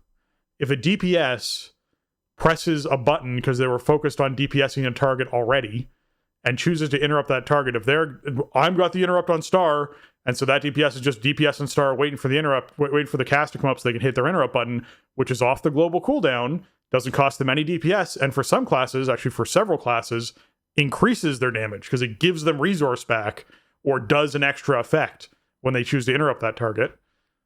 That, to me, is a very minor DPS loss for whoever is the person is who's doing that. And that minor DPS loss is not nearly as impactful as potentially someone dying in the group because the healer is being asked to split their focus to something else. So, and I'm saying this as someone who pugs a lot of Mythic Plus, and I do a lot of 12s and 13s and 14s in pugs. I do a lot of them. And as a healer, I am generally in the top 2, top 3 interrupters in the group. I've been top 1 several times, and it's very disappointing when I am. If I'm interrupting more than the tank, there is a big problem. If we're doing a 12 and I'm interrupting more than you, there's a big problem as a healer. Because for me to do as a Resto Druid, yes, it is 1 global cooldown, the way I'm spec'd, to shift into cat, charge into melee, and interrupt something. But it's also very dangerous because a lot of stuff happens in melee with AoE and cleave and explosions and circles and stuff that shouldn't be happening where you're standing as a healer regularly. And so me choosing to do that movement is something that not only means my focus is split because I'm looking for that interrupt, also means that I'm putting myself at risk and putting the group at risk. Because if I die, then it's a chain reaction of other people dying. So I think in general, this is something I'm willing to give a shot. I'm willing to see how it works. I think that the decision to allow healers to focus more on just doing what their role is as far as healing goes, that's great. I enjoyed the mini game of interrupting and trying to compete with people on interrupts. I enjoy that mini game because it's like a little flex for myself. I don't like finish the group and like link all the interrupts in chat and then leave as if I'm like dropping the mic. Like I don't do that, but I certainly give myself a pat on the back if I'm like, dude, check that out. Like I would massive interrupts inside that, overall dungeon.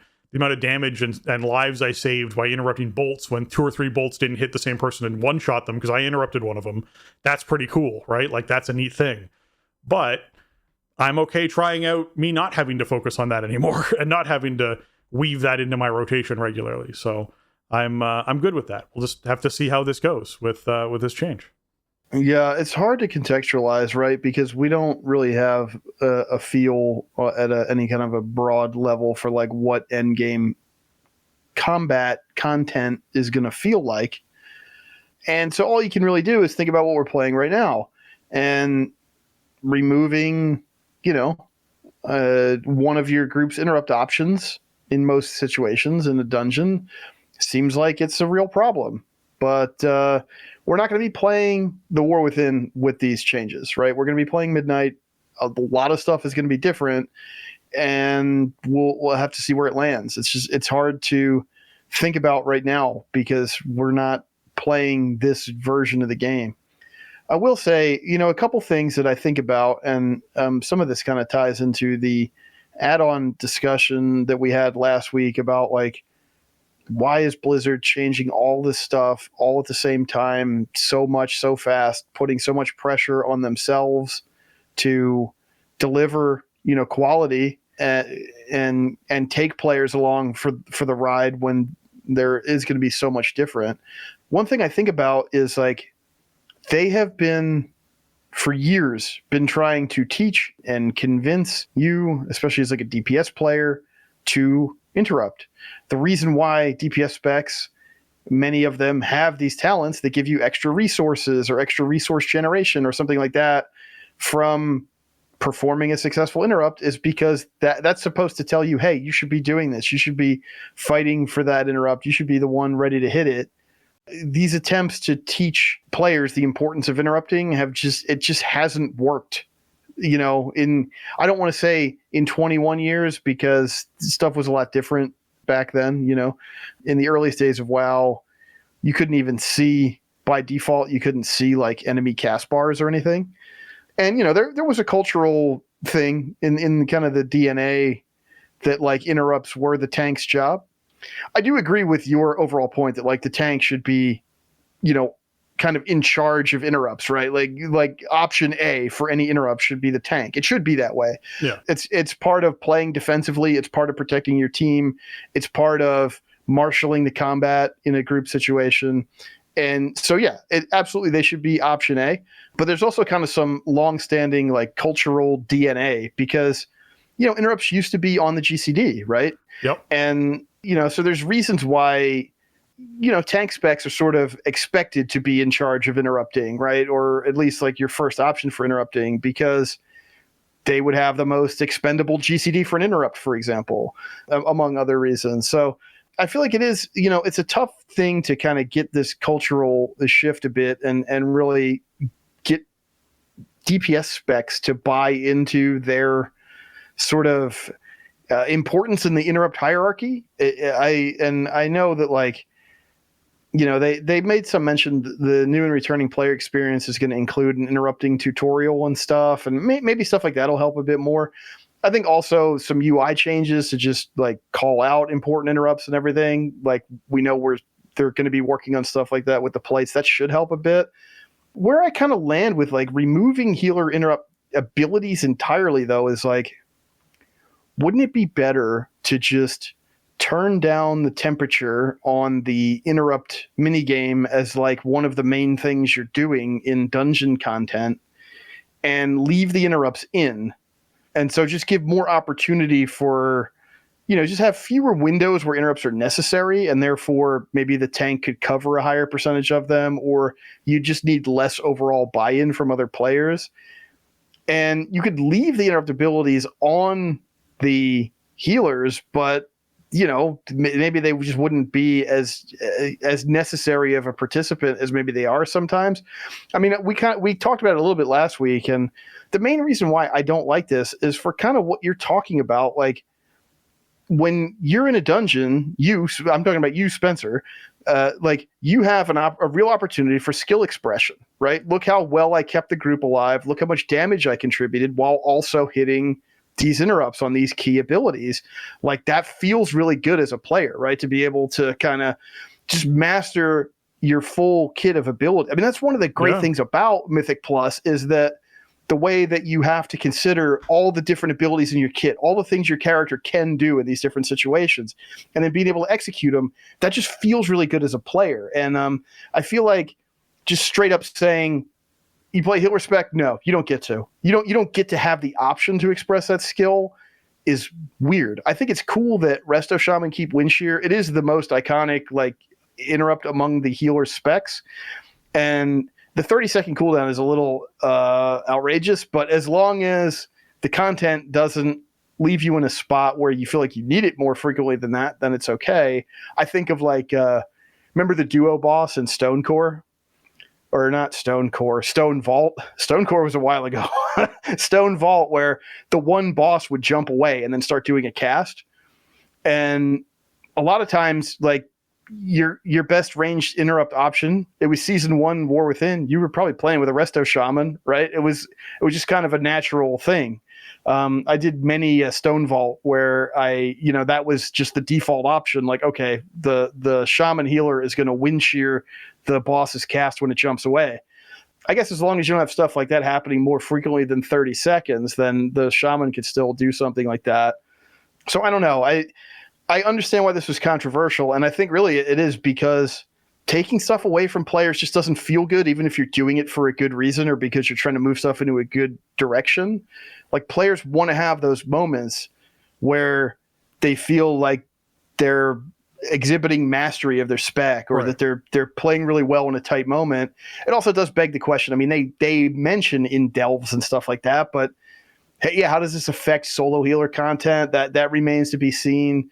Is there maybe some kind of other, maybe, I don't know, a solo healer with Valera means that Valera will automatically kick important stuff or whatever. But then the game is kind of playing itself for you in a way. Like, again, it comes back to the skill expression thing, I feel like. So let me dive in. Let me dive into this a little bit, because the thing to remember is the interrupt is not the only way we had to disrupt, right? Like, that's true. As a druid, I have Mighty Bash, I have Typhoon, I have Incapacitating Roar, I can cast Cyclone on a mob. All these things have existed forever, all right? We didn't get an interrupt where we could actually, like, shapeshift and interrupt things until, like, the last 3 years. That's when we got an interrupt. Before then, we just didn't have one as a Resto Druid. So, to me, it's not like a dramatic change. I agree with you entirely. I like the skill expression, but there's other ways. I feel like even you could be a Tauren Druid and use War Stomp. There's a bunch of things you can do to sort of interrupt and disrupt these. And with the changes to stuns, you could have Mighty Bash and War Stomp, which means you could use both of those as disruptions when you're looking to do it, to actually interrupt that cast or mess up whatever that is that's going on and buy time for your DPS. So it isn't as though, it was a situation where we've lost this interrupt. It means that there's nothing we can do to express skill about interrupting mobs. There's still lots of other buttons we can press, like the Vortex and Typhoon to group everything up. That's been around for a long time, and we love that. That's a really cool thing that druids can do, right? That's really rad. And choosing to do that at the right time, where you're not only interrupting mobs, but you're pulling them all together and all the DPS pile on them and a big AoE, cluster happens, is great, and it feels really good.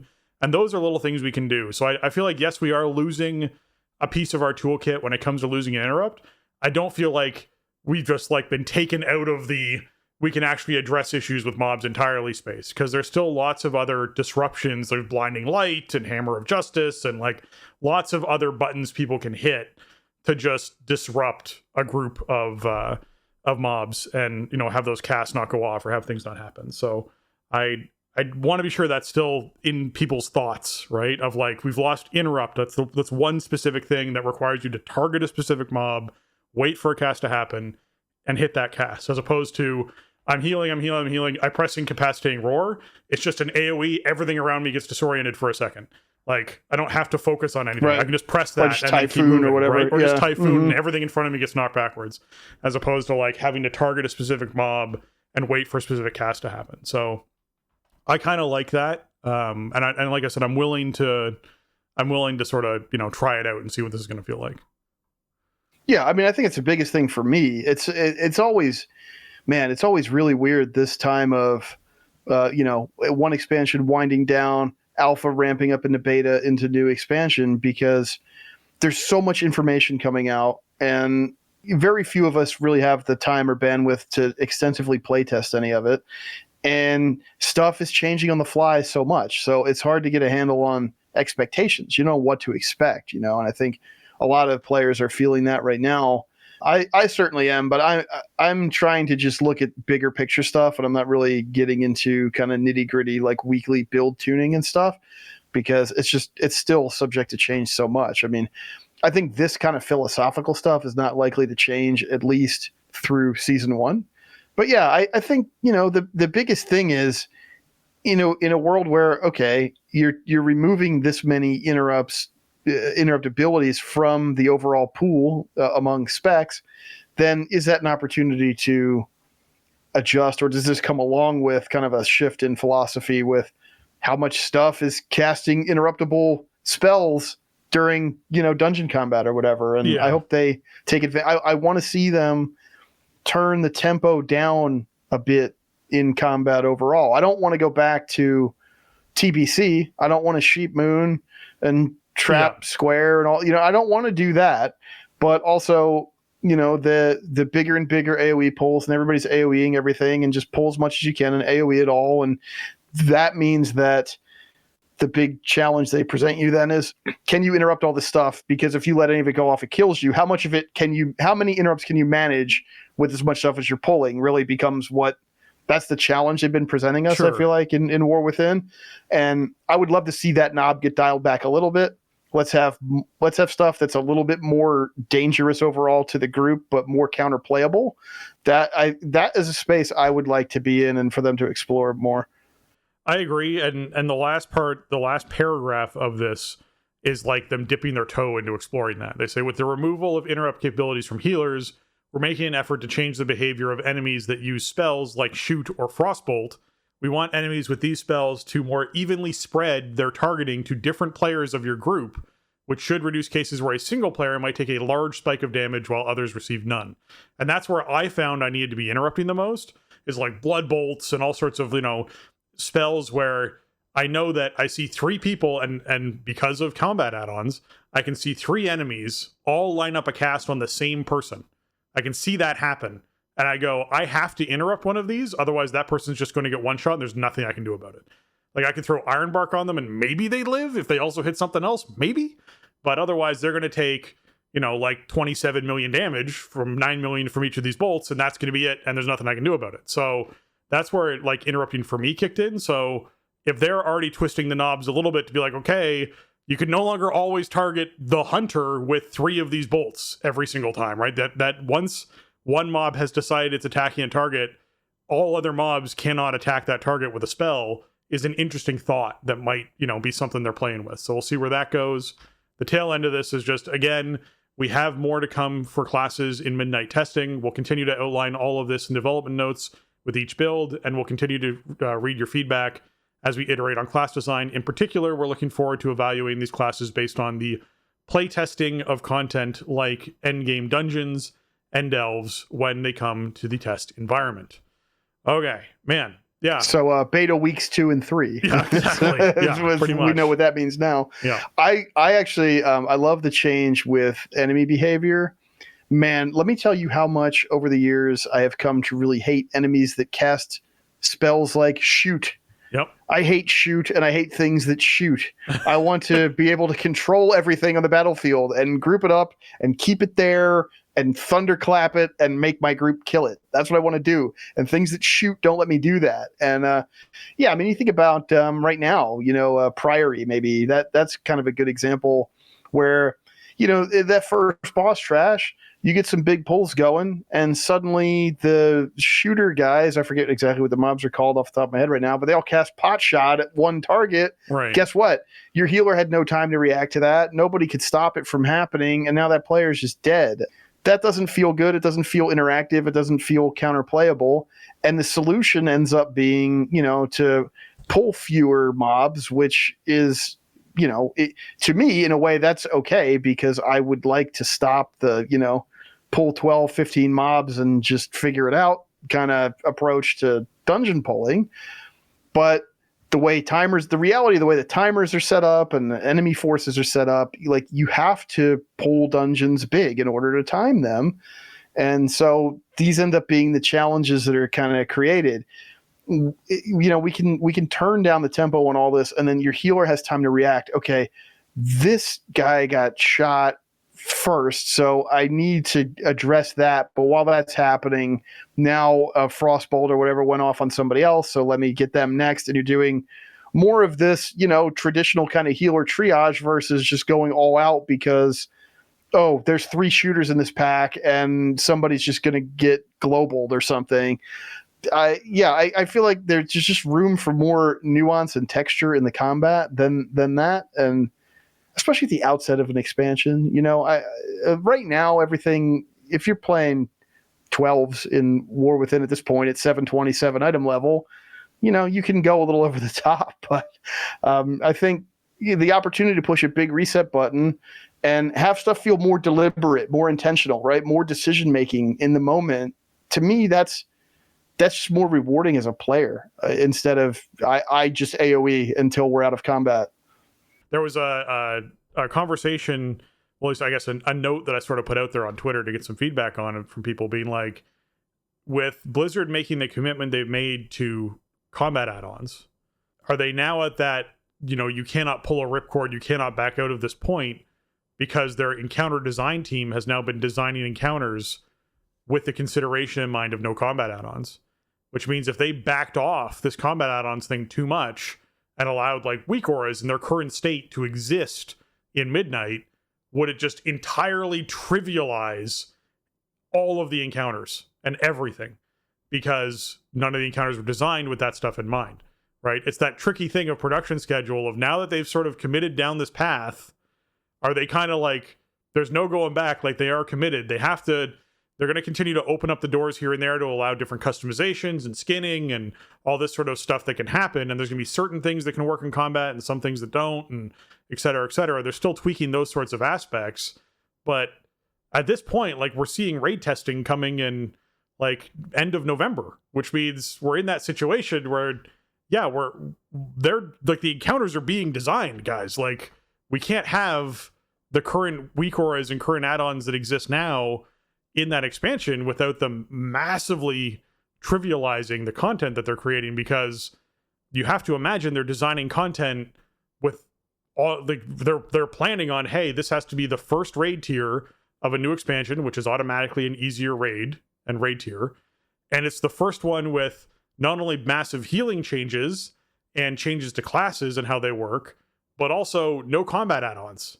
So And it's the introduction of all of our new stuff that we put into the game, and that has to all work properly too. So like, I have to imagine they're like dumbing this stuff down so that you aren't concerned about that happening. And so if they ever backed out on this whole add-on conversation they're having, like they're kind of committed into that path. I think you'd end up with a really trivialized, boring chunk of content if you had an add-on that just literally could tell you exactly what to do and when to do it, with the fights that they're designing right now, because they're not, complex problem solving, lots of things happening at once kind of fights, I'd imagine.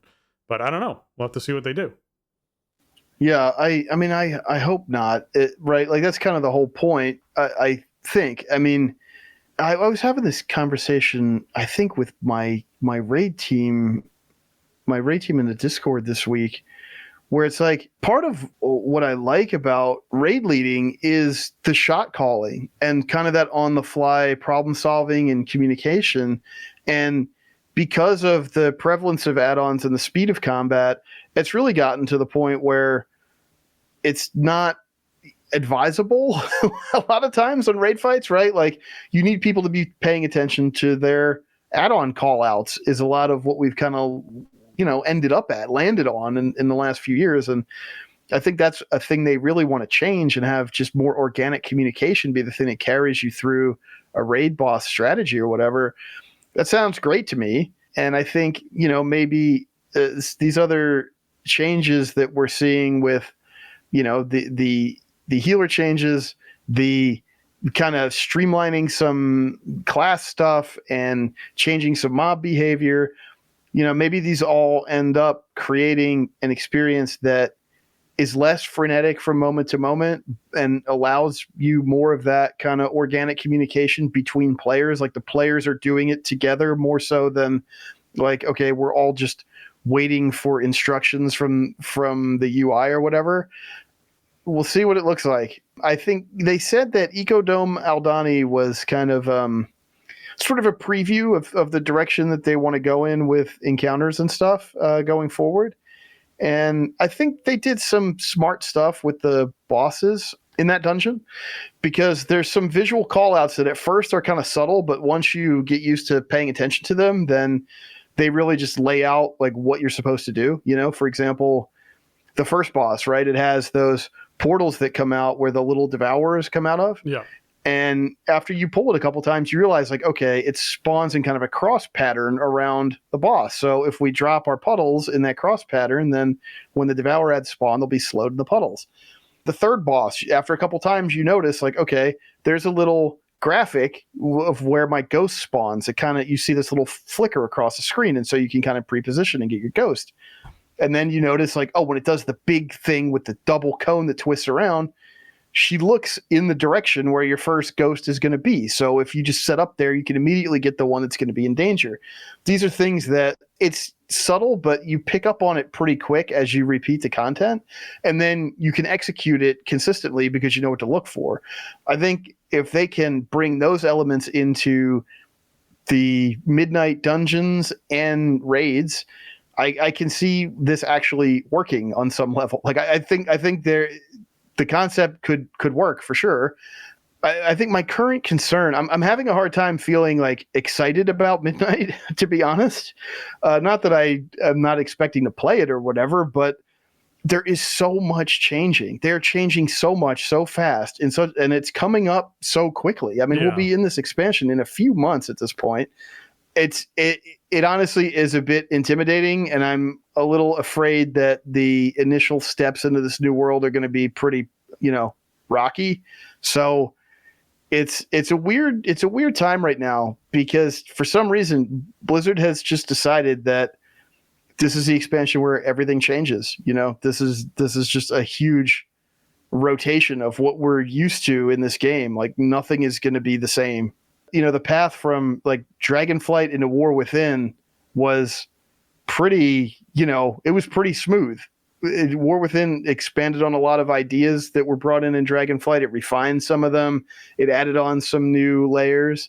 Midnight is certainly doing some of that in the bigger picture game design way in terms of content and stuff. But, the minutia and some of the moment to moment stuff and just the way the game is presented to players is being massively overhauled on a very tight timeline. And so I don't know. I mean, for me, it's hard not to feel a bit intimidated and a bit like, can they actually pull this off? Can they make this many changes and deliver something that's going to be what we expect on this timeline, and that's a big challenge for them, I think. I mean, maybe it's not, maybe they don't feel that way. I don't know. The team is making these changes for reasons, so they must have confidence in them. Otherwise they wouldn't be doing these these things to the game. But from the outside looking in, it's like, man, this is a lot of stuff to kind of spring on players all in one release.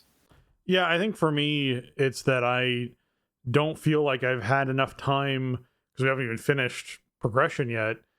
We've had enough time post raid, I guess, for me to be moving into something new. I think that's like the biggest thing that I'm feeling, is I'm very much used to having raid, and then raid gets finished and we're into to farm, and then we farm for like 4 weeks or 5 weeks or 6 weeks, and then I start to feel like, okay, I'm sort of ready for something new. I'm kind of getting excited. What's the hype train doing? And it feels like in this case it's going to be like, we finish raid, we have 4 weeks of break stuff, and then we're already into the new thing, and the new thing's happening, and we're starting into the new expansion. It feels like there just isn't as much of a come down time between the expansion hypes, and I feel like that's fine. Like I'm sure the younger crowd, this is exactly what they need. They need more content on demand.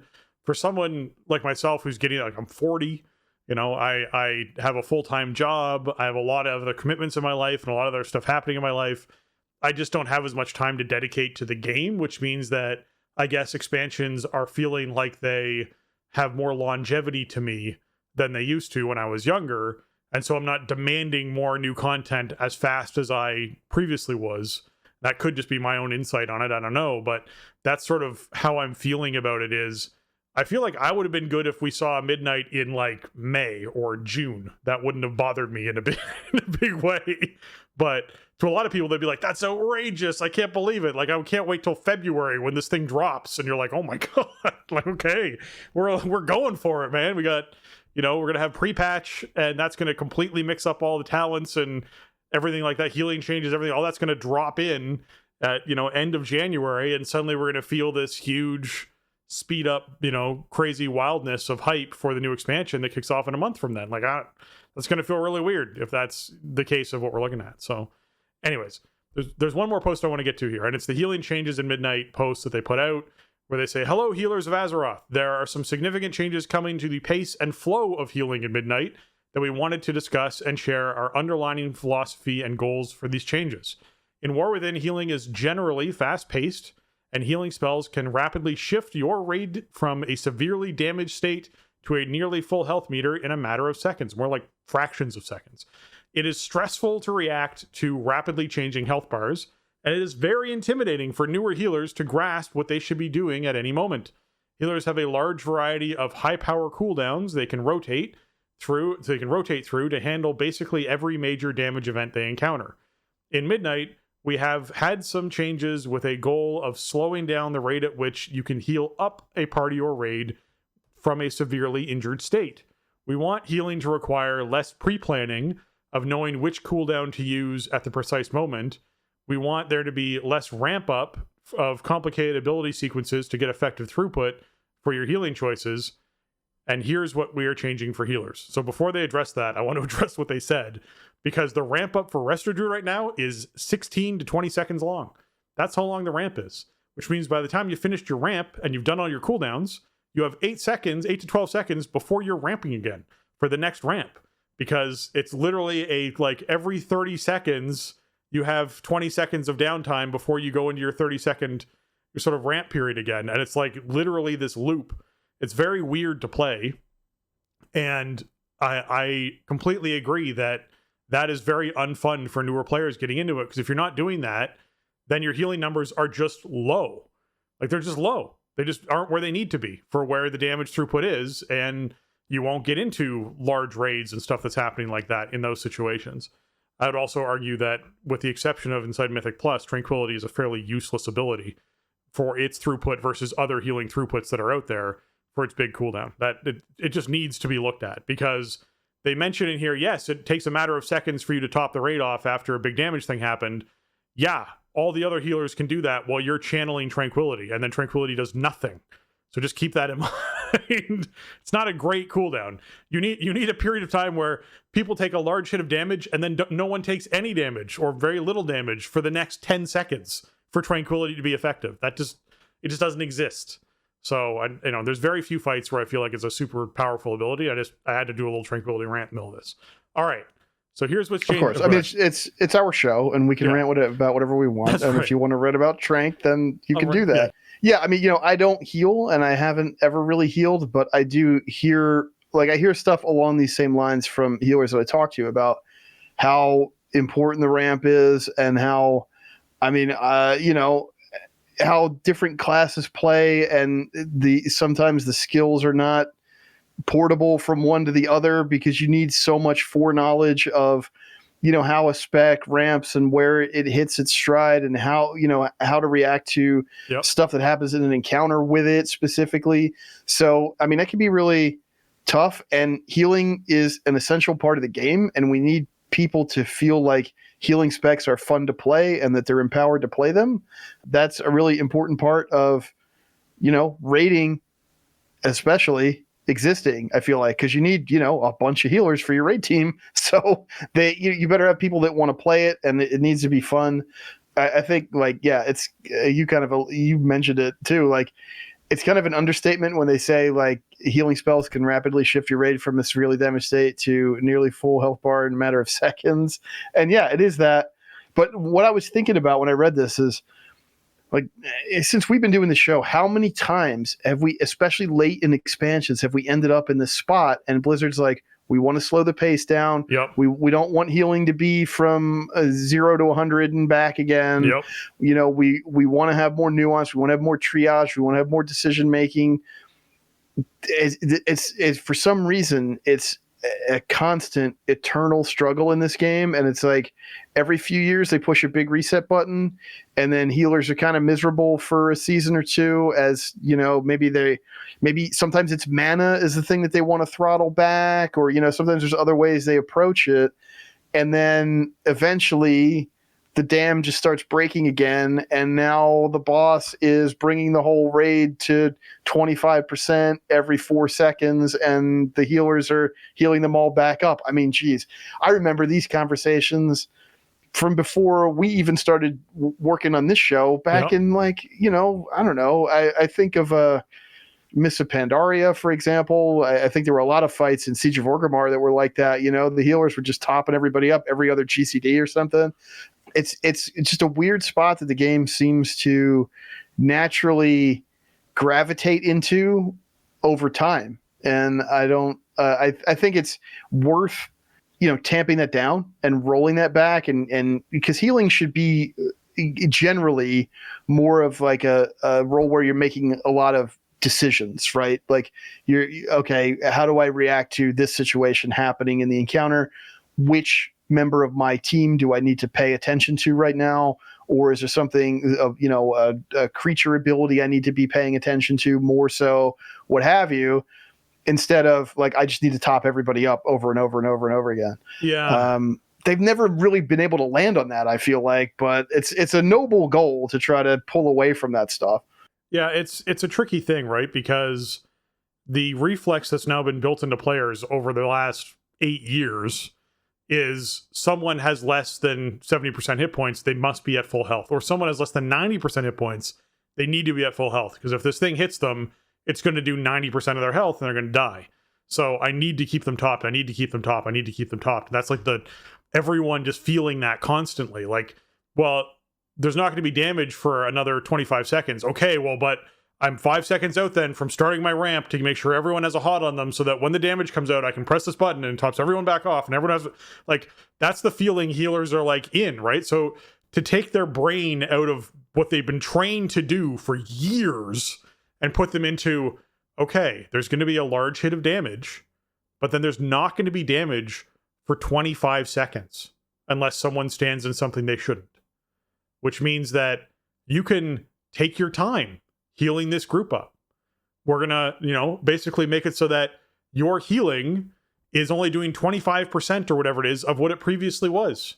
So it's going to take you 8 to 10 seconds to top the raid back up, and that's okay because we've designed around it and allowed for the space in it. So your Resto Druid can just hot everyone up and then just leave them alone because those hots over their duration will eventually top those players off. And that's okay. Like, if that's what they're moving towards in their pacing, it is going to be like mind breaking for healers to allow that to happen and not just drain themselves out of resources constantly, trying to just spam people to get their health back up and using really inefficient spells to do it because they don't want people to take this really big hit and die.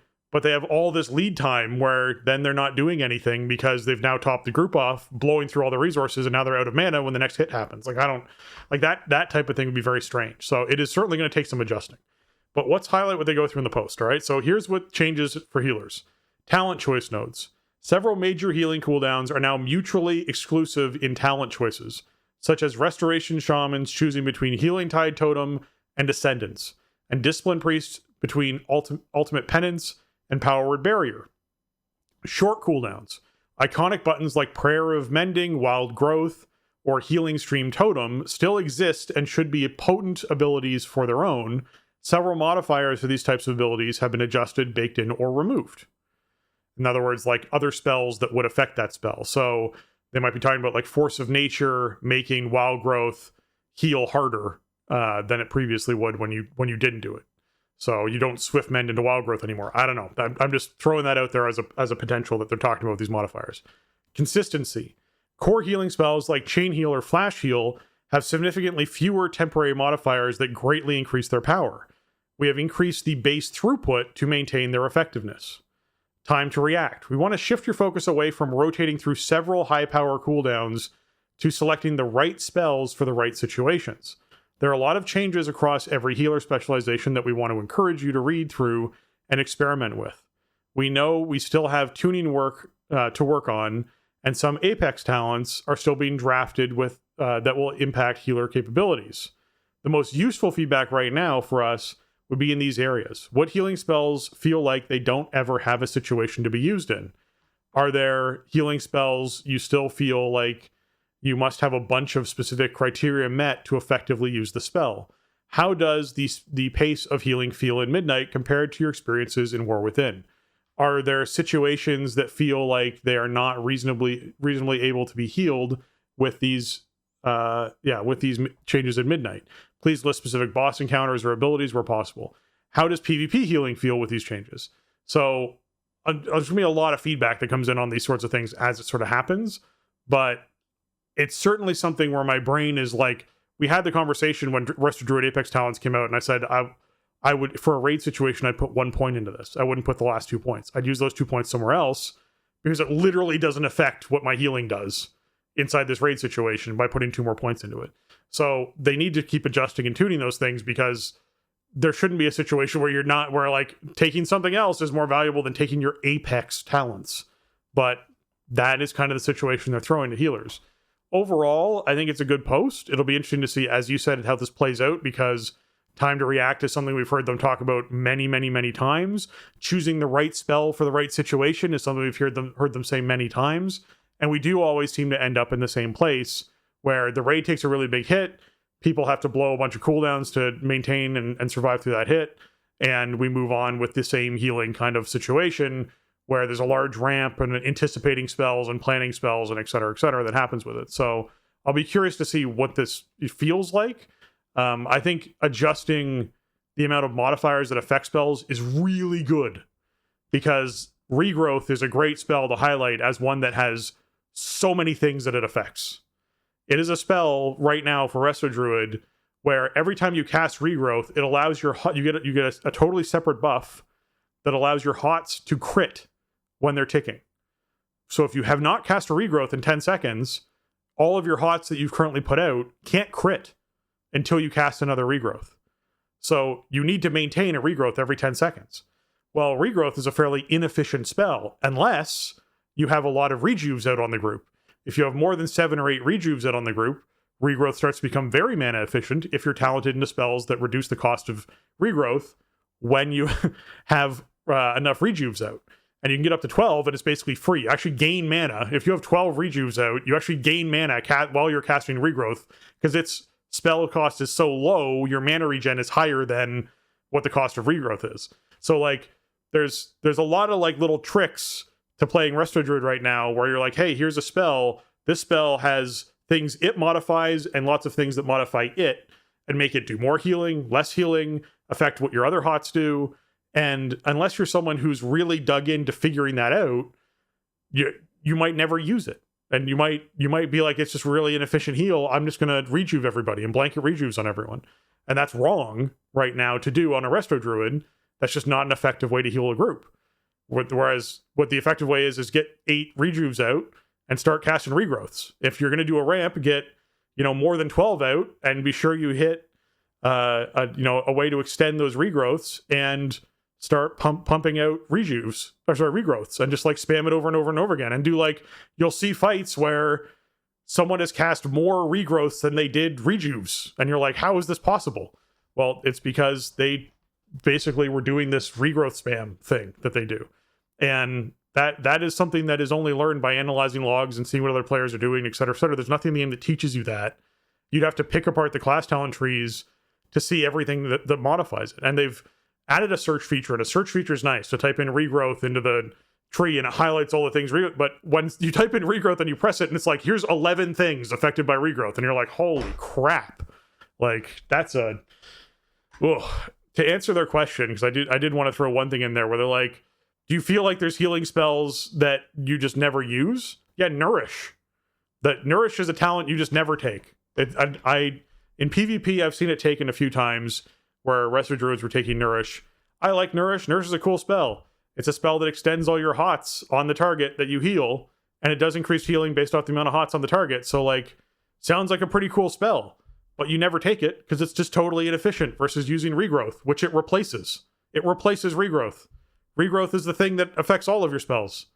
Why would you replace it? So, yeah, it's weird. It's very strange. So I do hope we get a lot of feedback for this. I'm going to be submitting feedback for this. And I'm with you that I don't think they're going to hit the nail on the head.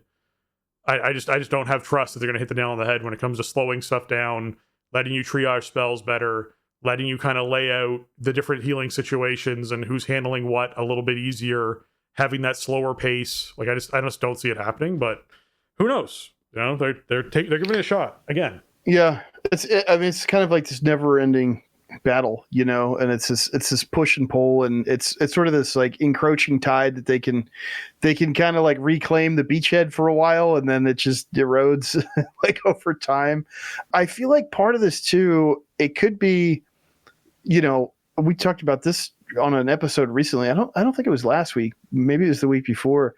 When they brought the Dragonflight trees in, when they brought class and spec trees in, they brought them back and had this new conception of them, and they were like, well, we think this is just kind of the this is the model, and we're going to be able to carry this forward and whatever else, as time goes on, we have ideas to expand it. It's like, maybe part of this is, okay, we have to build out like a healer spec tree, and we want to give you a talent point every time you level up from 1 to 80 and soon to be 90.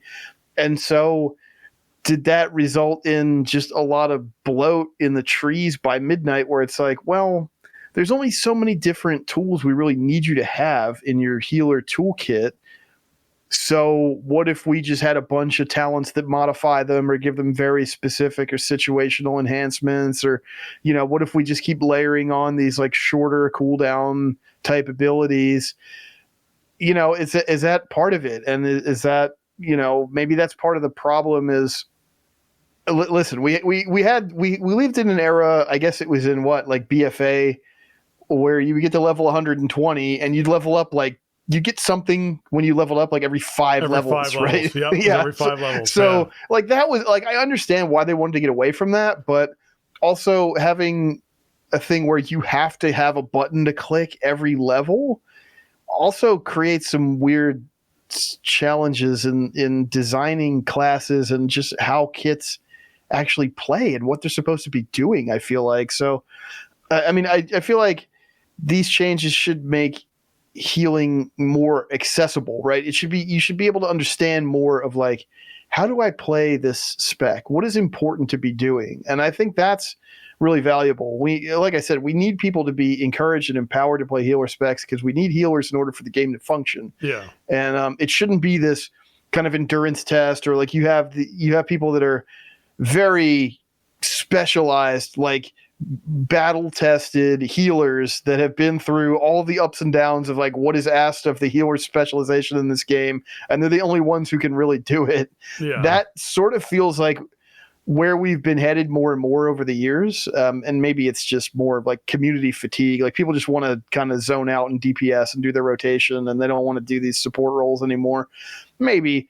But I feel like if you can have more compelling and rewarding gameplay for healers, then more people will want to play it. So that I'm hopeful. It's like I said, it's a lot to change all at once, and then you have there's always a big element of uncertainty coming into an expansion, right? Because we know stuff's going to be different, and we don't know what the new content is going to be like, and we're moving from some of the dungeons in the pool right now were in the pool in season 1. And so just a year ago, we were doing them on a weekly basis. So you're moving from a very familiar and solved environment into one that's completely unknown. And it's how do all these pieces fit together? I don't know. What they're saying about the philosophy here seems like a good step to take. And the biggest thing is, I think what it all really boils down to is encounter design. And are you presenting fights where these philosophies that you want to bring forward, do they actually function? Can players exist in the space that you're creating and play the way that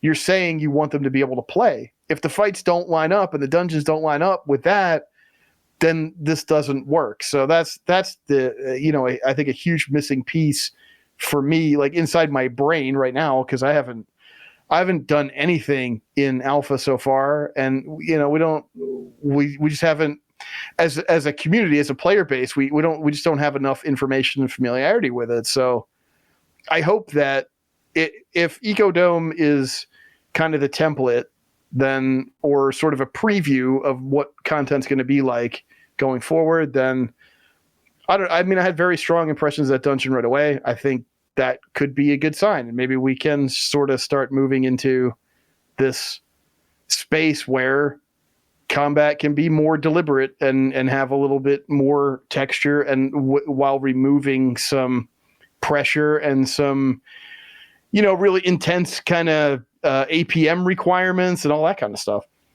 Yeah, and just the assessing requirement, right? The triaging requirement of, okay, you have 1.8 seconds to make a decision.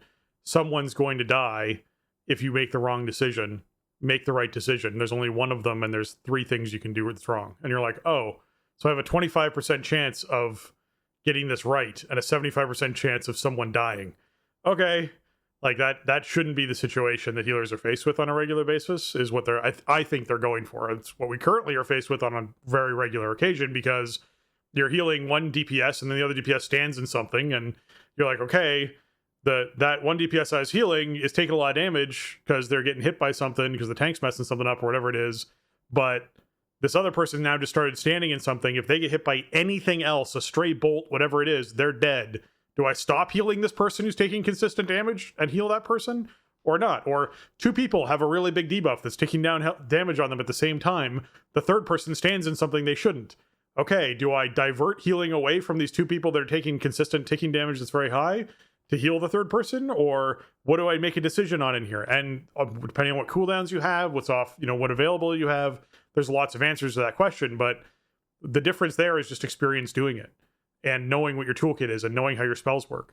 Knowing those things, there's an answer to all of those. And, for people who are veterans at it, it's a very easy, simple, straightforward, of course. This is exactly what I'd throw Ironbark on that guy. I hit this person and that person with this. I hit Flourish. The whole group gets topped. I switch into cat form and I do damage. And it's no problem at all. Like that literally could be the solution to that problem. But knowing that you can do those things is the tricky part. And making sure that new people coming into the role, that isn't a steep learning curve to figure that out. That's important, because what you don't want is to just be a negative experience where healers are joining groups are wiping, everyone's blaming the healer's feeling bad and leaves, right? Which I call like League of Legends syndrome, where like you queue into a game for your first time, you've never played jungle before, you go play jungle and you mess it up and you're never ganking or whatever it is inside that situation, and everyone starts yelling at you and being mean to you, and you're like, well, screw this, I'm never playing this game again. Like, you don't want that to be the experience people are having. So yeah, it's important. Yeah, for sure. I mean, the community, that's the other thing, is like, WoW doesn't have a great reputation for being like a welcoming community, right? And deservedly, a lot of ways. And like Mythic Plus has become such a preeminent mode in the game. And there is, weirdly, there's like a ton of pressure on tanks and healers in these modes from a social standpoint, when really, like, if you're pugging into these situations, you should be glad that people are playing these, less popular roles in this content and willing to, queue up into a pre-made. Yeah, and like, obviously you're not going to have control over every single thing that happens, but instead it's like, well, this healer can't keep anyone alive, even though I'm not interrupting and I'm not watching my positioning. So this healer is bad and ruining my experience, and therefore I must make them feel bad. Or this tank is not going fast enough, even though like I'm not killing stuff efficiently enough, or I'm not interrupting and moving the group along. So I'm going to rage at the tank because they're not doing it the way I would do it if I was tanking, which I'm not. I mean, this is the kind of attitudes that you encounter in pug groups a lot, especially if you're playing like a tank or healer role. And so, yeah, I mean, I think, shifting some of this and just turning that temperature down a little bit. I'm not saying it's going to like fix these issues with toxicity in these types of situations, but it might make it a little bit easier to avoid provoking them, right? If you can, if you're doing your role well, then it should maybe, you might find yourself in fewer of these situations in this kind of midnight environment of combat that they're trying to create. That's what it sounds like to me. Yeah, exactly. Okay. With that, I'd like to take a moment to thank our patrons. They contribute a ton to our show and help us to improve on the content we create. Today, I'm giving a special shout out to Arajian, Anthony, Bradley, Bruce, Chris, James, Garrett, Kapawi, and Shorel. Thank you so much for all that you give, as well as all of our patrons, past and present. Big shout out to all of you. We appreciate every little bit that goes into each episode from our patrons. It helps us keep the stuff hosted and archives online, and helps us pay the bills that need to be paid. And a shout out to our newest patrons, Dax and Brian. Thank you so much for hopping in and supporting the show. We appreciate you joining the Patreon. If you're someone who wants to join the Patreon as well, you can go to patreon.com/thestartingzone and you can join and sign up for the Patreon there. I would recommend doing this on a computer because they've won the console race. Although at some point you'll be able to do this on a console too, because you'll get Edge installed on your console or Firefox, and just take your Xbox into Windows mode and then open a browser. Exactly.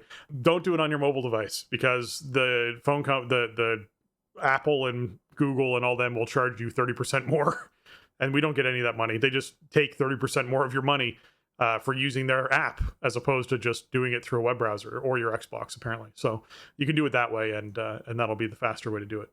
All right. Yes. Thank you again to our patrons. Absolutely. Welcome aboard, Dax and Brian. Great to have you with us. Thank you for supporting what we do around here. And we just can't say it enough. This show really probably wouldn't exist as you've come to know it over the last many years without patron support.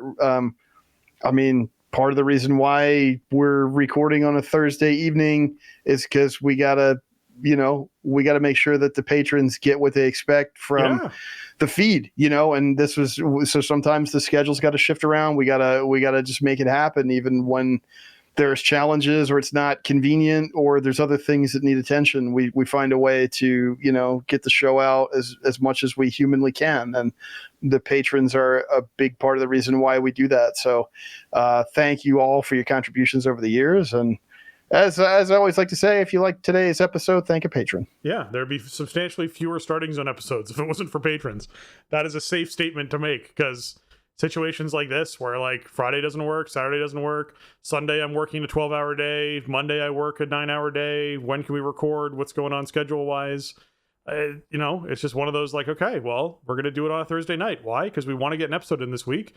We think we have an episode. It's over 2 hours long, so yes, we did in fact have an episode for us to chat about. So yeah, let's make sure it happens. And the Patreons are the Patreon is one of the things that definitely makes sure that happens. So thank you so much for that.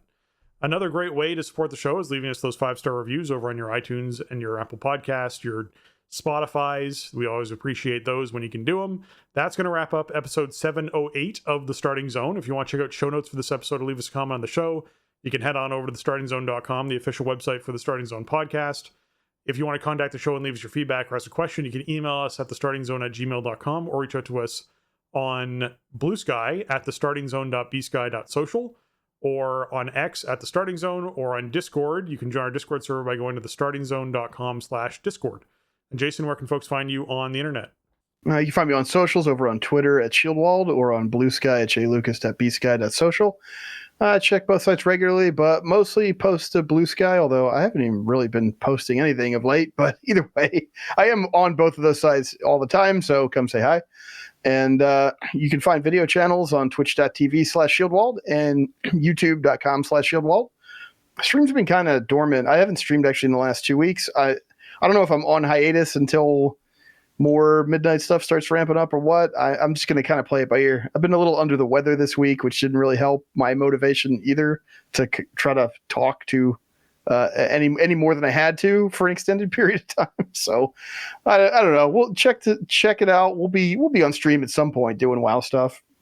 If you're trying to find me, you can find me on Twitter at Spencer_Downey, over on Blue Sky at SpencerHD.bsky.social, on Twitch at twitch.tv/SpencerHD, or on YouTube at youtube.com/@SpencerHD. And with that, for Jason and myself, we want to say thanks for listening, and jobs done.